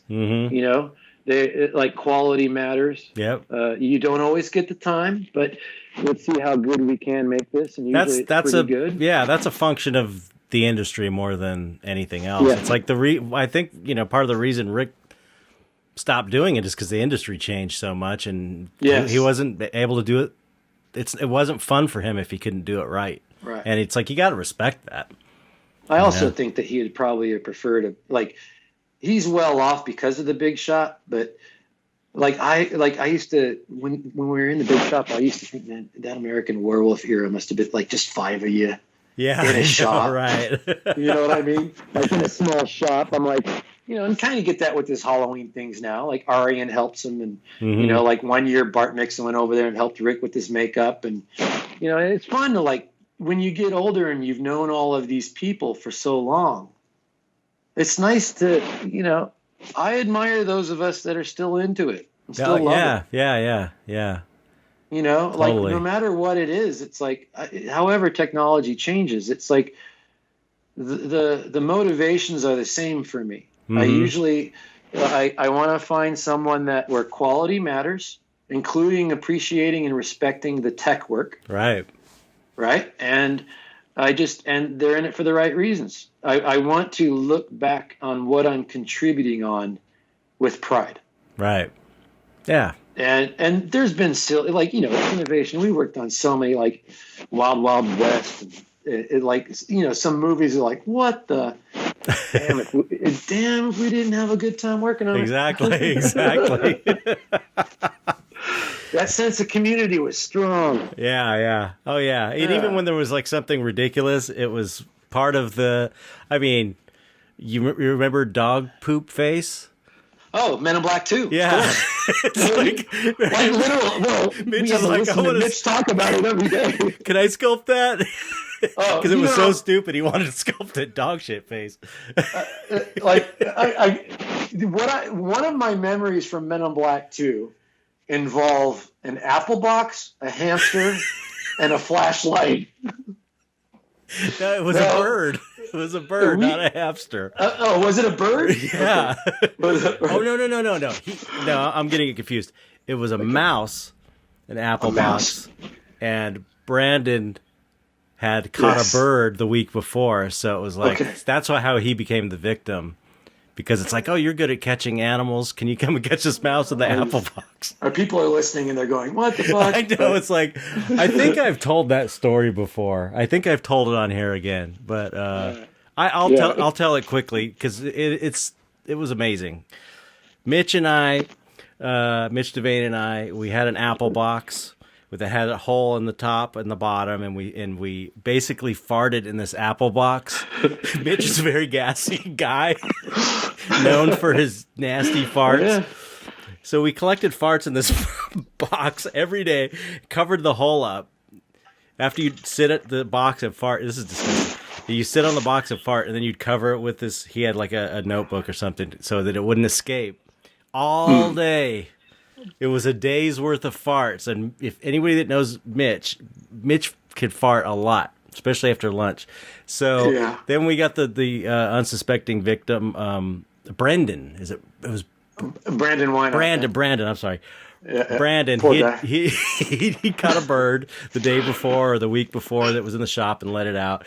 And so Mitch is like, that the plan was Mitch is going to ask him, hey, there's a mouse. We got a mouse in this box. Can you get it and catch it and take it outside? And he was like, so eager to help. And it was put his leather gloves on.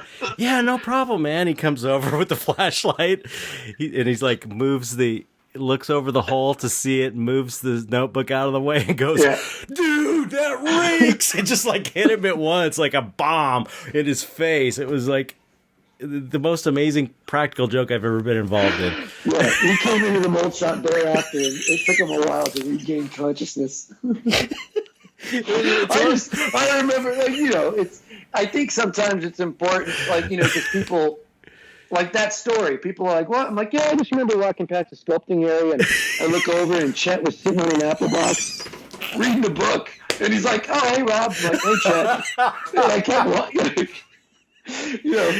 People, I think it's important that, I know that sounds silly and stupid, but it was we so had funny. Fucking so much fun. Oh my God. Yeah. It that's the thing. It was like stuff like that happened every day. It was really fun. It was like people fucking around doing funny things. I mean, I laughed so much working there. It was just like, it was amazing.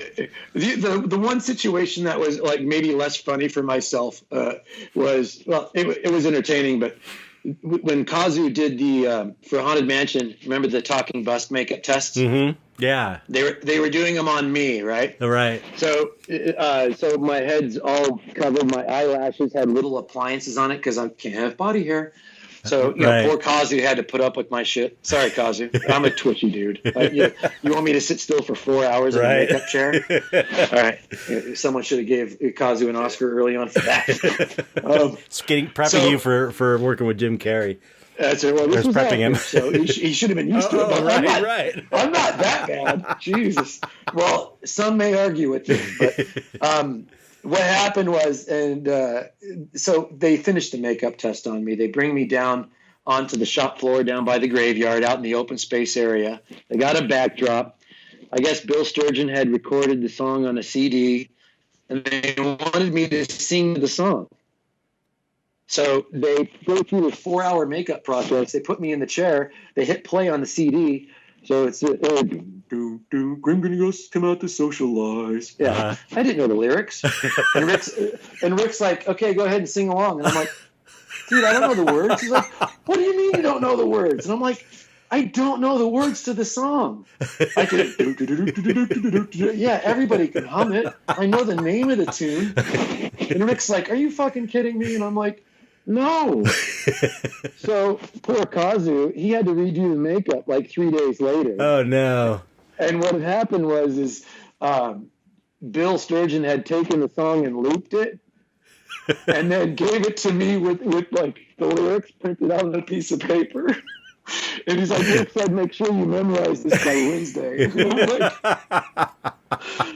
And so like, when I did get the makeup done the second time, Kazu, poor guy, he's looking at me, he's like, I don't believe you. Why didn't you know the words? Didn't they tell you? And I'm like, look, if they would have told me ahead of time, I would have memorized. There was not that much to it. I didn't expect it. Yeah. And just sitting in that chair and having the whole the whole studio is looking at you going, what do you mean you don't know the lyrics? I'm like, am I the one person in the whole shop? Right. Yeah. So if you're an effects geek, you have to know that song. That's the attitude. Everybody knows that song. It's just taken for granted. Yeah. There you go. I was a ghost. I'm going to let you go. And we're like going really long, which is great for the podcast, but I don't want to, no, we're okay. Push you. Look, I don't mind long form. If you're okay with it, tell a story. Cool. Yeah. You remember I was one of the ghosts in Haunted Mansion. I sculpted my own makeup. It was like kind of like an old man, and I was kind of doing it. I don't know why I agreed to do it. Bill just asked me, "You want to be a ghost?" And I was like, "Okay." And and I'm in the graveyard scene. I think I'm pouring tea. Me and this actress are like having tea, and it's like you barely see us in the background. I think I was all trying to get my insurance from my SAG hours, I think is what it was, which it ended up not even applying to. But so the makeup looked cool, and I went on set, and it was like, and I was in front of green screen, right? And then he's like, "Okay, just like pretend like you're and it was right before me. It was John Alexander, is that his name? That actor? Yes. Yeah, he was one of the ghosts, and it was like, and he's a fucking actor, and he's like doing it, just with ease, no problem, just like a professional actor would do. That you have to have this kind of like lack of total lack of self-consciousness to just let go and be natural. And it was like, okay, it's your turn, and it's like, I don't fucking have that. I don't have that lack of confidence in that way with acting. And I got up there, and so they're like, okay, pretend like you're walking, and I'm like, I must look like a fucking idiot. I was so lame, and I just couldn't. I was so self-conscious because I'm standing in front of a film crew. And it was like, it hit me. It's like, oh my God, okay, this is what acting is. It's really, it's more about letting your guard down and really not giving a fuck and just being able to like play act, really. Because it was just so terrible. It was such a terrible experience. I felt like such an idiot and embarrassed, and like, I don't have that like ability to not feel like self-conscious in that way when people are looking at me. When it's something like that, if I was to go and give a talk, which I've done before, if it's about my artwork and something I know about, it's like, it's not a problem at all. But when it comes to like acting, it was embarrassing.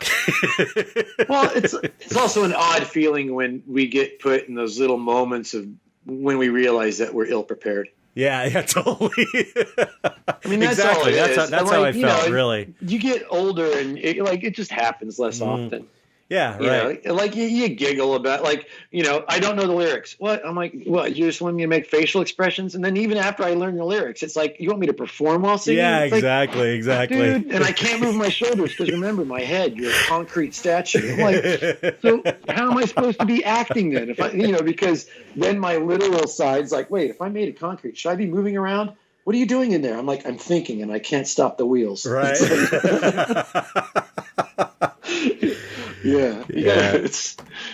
It's all good fun, man. Yeah, it's just, you have a new community now. It's cool. Yeah. Seems similar, though. I know. Well, that's why, I want to, it's the same, like I said, with the conjoined shows, it was like, I wanted to kind of like bring the two together because they're both my friends now. It's like, it's like my makeup effects friends and my fine artist friends. It's like, they're both so similar. It's like, I'd love for them to, how when you have friends that don't know each other, you want them all to be friends because you like them both, so it's like, let's all be friends. Especially if you know enough about the both sides, right? Or both circles, rather, and you know that they're going to get along. Exactly. It's like, I mean, it's like, exactly. Like artwork is like, for me, it's like, the one time, well, not the one time, where I miss art is album covers. Yeah, totally. That's kind of like comics and, eerie and like we talked about, like Frazetta and stuff like that. Like, I'm sure it's probably very similar for most people our age. Right. Like the Frazettas and the Giegers, but there's a different side to those artists as well. Like, you can go deep. Yeah.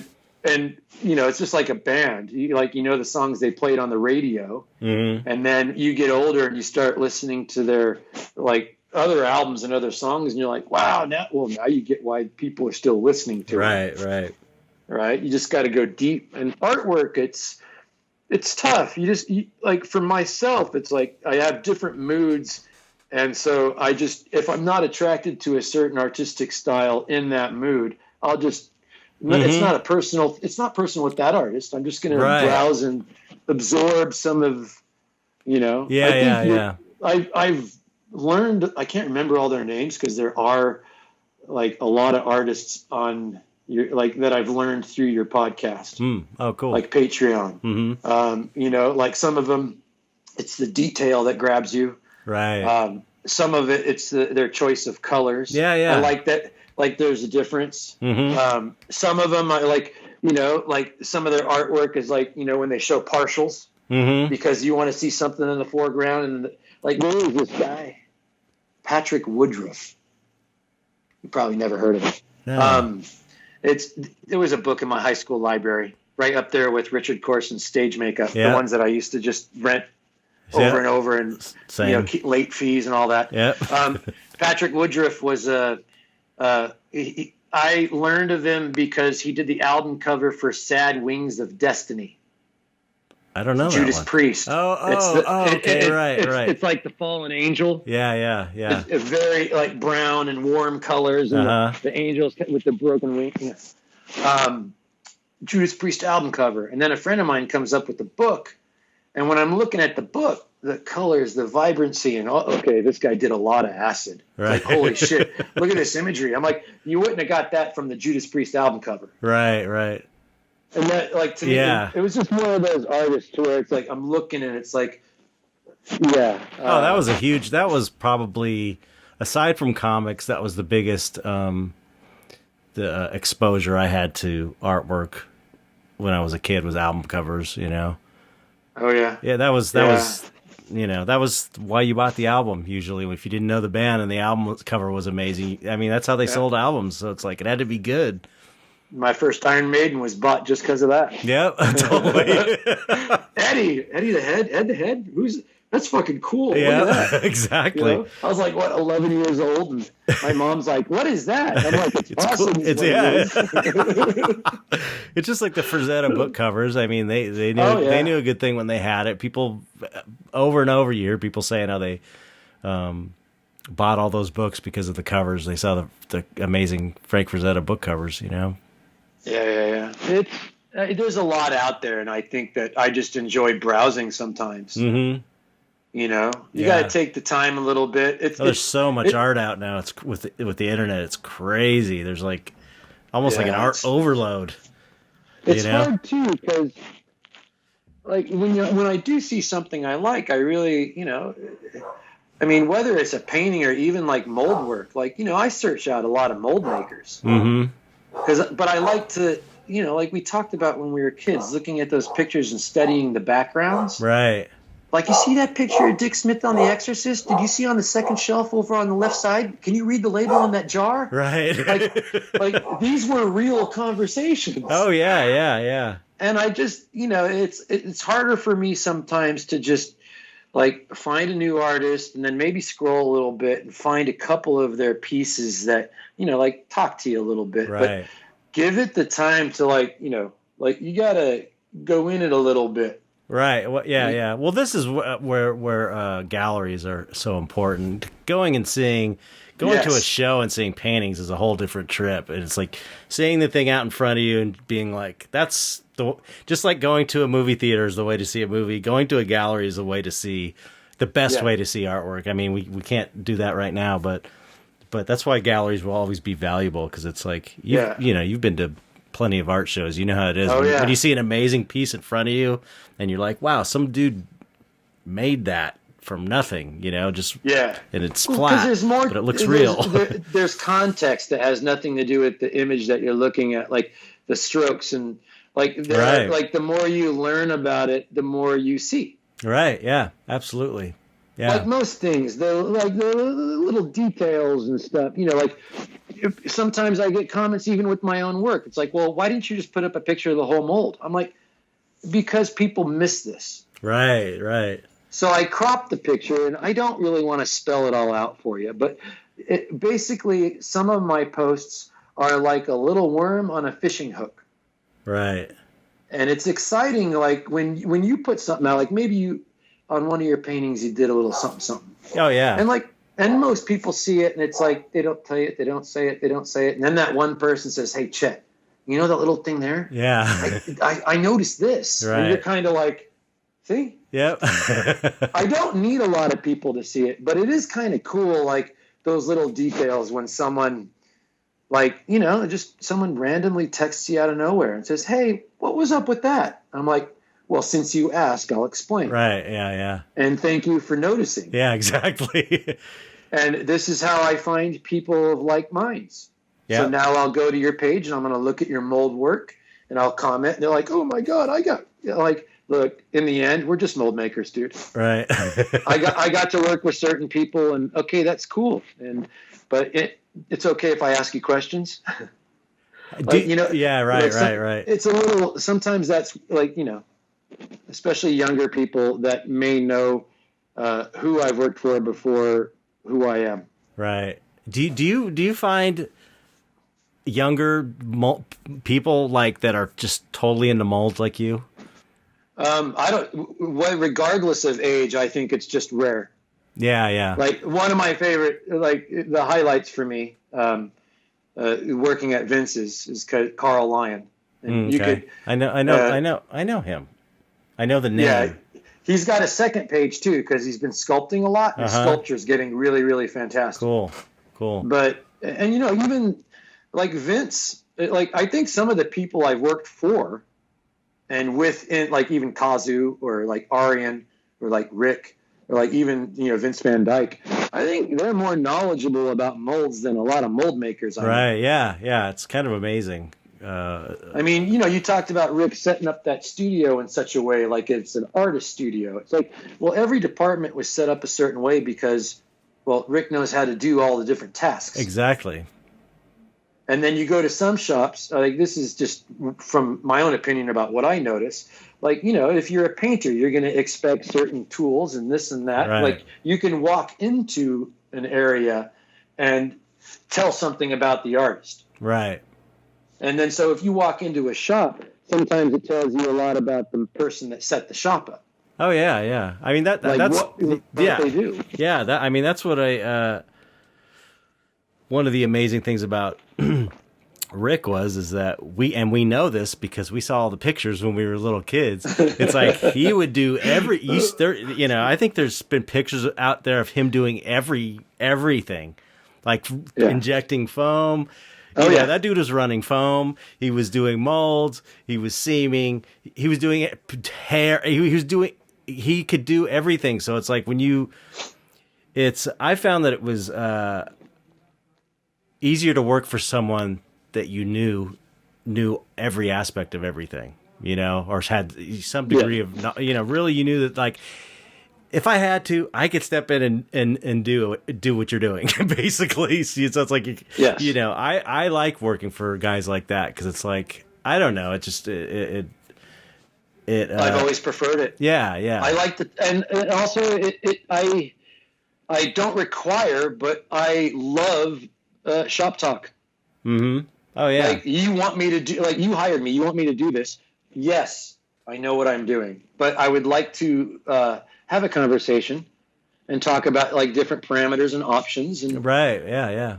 Like some of my favorite conversations are just employer-employee. Mm-hmm. A little shop talk before I start, and then I'll put my headphones on and I'll do it. Right. You know, and I usually prefer, like, I can always tell when I'm not mentally involved with what I'm doing because I'm talking. but I like challenging jobs and I like to be in it and just, you know, put on the right music and find that groove. Yeah, I mean that's your meditation right there. You know, it's That's one thing about and I've always said this.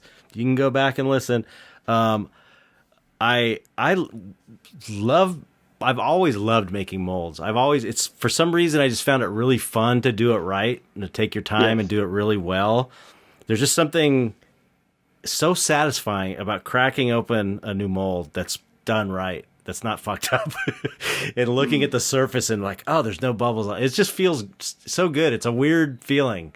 I don't know. It's but I've always loved it. It's like the only reason I don't do it now is because of time. I just don't have the time to do it. So, but I do enjoy the process a lot. I like casting. I like doing, casting stuff in urethanes, and I enjoy. I've always been a really tech nerd. I'm very interested in how things work, and so that's one of the things that I thought was so cool about effects, and why it suited me so well when I was younger. Is like, it was art and tech. It's a blend. Yeah, it's equally this art and craft thing, and this art and technology or technical knowledge. And it's like, I love technical knowledge. I love that. It's like, I'm not. It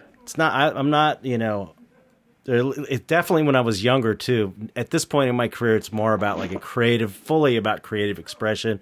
But I really enjoyed my time in effects. I enjoyed the technical side as much as the artistic side. I just like that. I like problem solving and understanding how things work and figuring out just, it's like you said, it's like a puzzle, figuring out the puzzle. Yeah. It's fun. Yeah. Sometimes I got to turn that part off, but yeah. I mean, if you get in a room with people that are into the same stuff, and you work together to like produce something, that's always.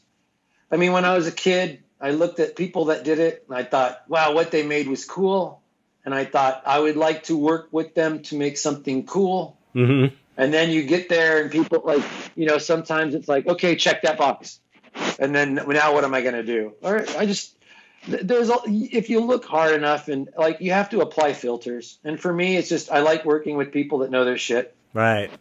And I like working for and with people where quality matters. Right.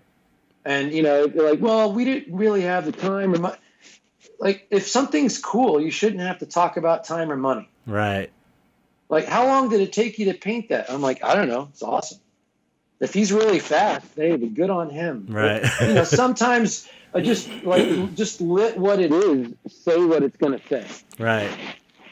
And I think sometimes people start to second guess things, or maybe they know they're not into it as much. It's just, well, then that's just the way you are. It's okay. Right. You know what I mean? It's like, hey, if you don't like molds, that's okay too. Right, exactly. People look at me, I'm like, I don't know, maybe it's a weird curse. Like, you want to be a mold maker? I'm like, I'm like, when I travel, I get excited when I'm going through a business area and I see white, dirty footprints. Right. Right? Like, I was in Europe and I saw white, dirty footprints. I'm like, oh, I'm near somebody's working with plaster. I'm like, maybe I'm near a foundry or something cool. Right. All right. That's this hilarious. Is a long one, dude. Yeah, I know. Okay, let's end it. This is getting to the. We're at 3 hours. This is going to be one of the longest episodes we've ever done. Well, you know what? I would like to say that surprises me, but that's just how I am. I talk. I knew it would be easy with you. It's good to talk to you, man. Yeah, you too. It's great to see you and get that enthusiasm again from you. I love to get that. It's all art. It's just totally, man. That's all it is. It's like sometimes the hard part is like, the influence of what other people enjoy is compared to what you enjoy. Mm-hmm. And if it's different, right. It's okay. Like, people used to always tell me, it's like, dude, it's just a mold. It's not art. I'm like, well, you ain't getting an art piece out of it if it's not a good mold. Yeah, exactly. Yeah. It's like I said, I always,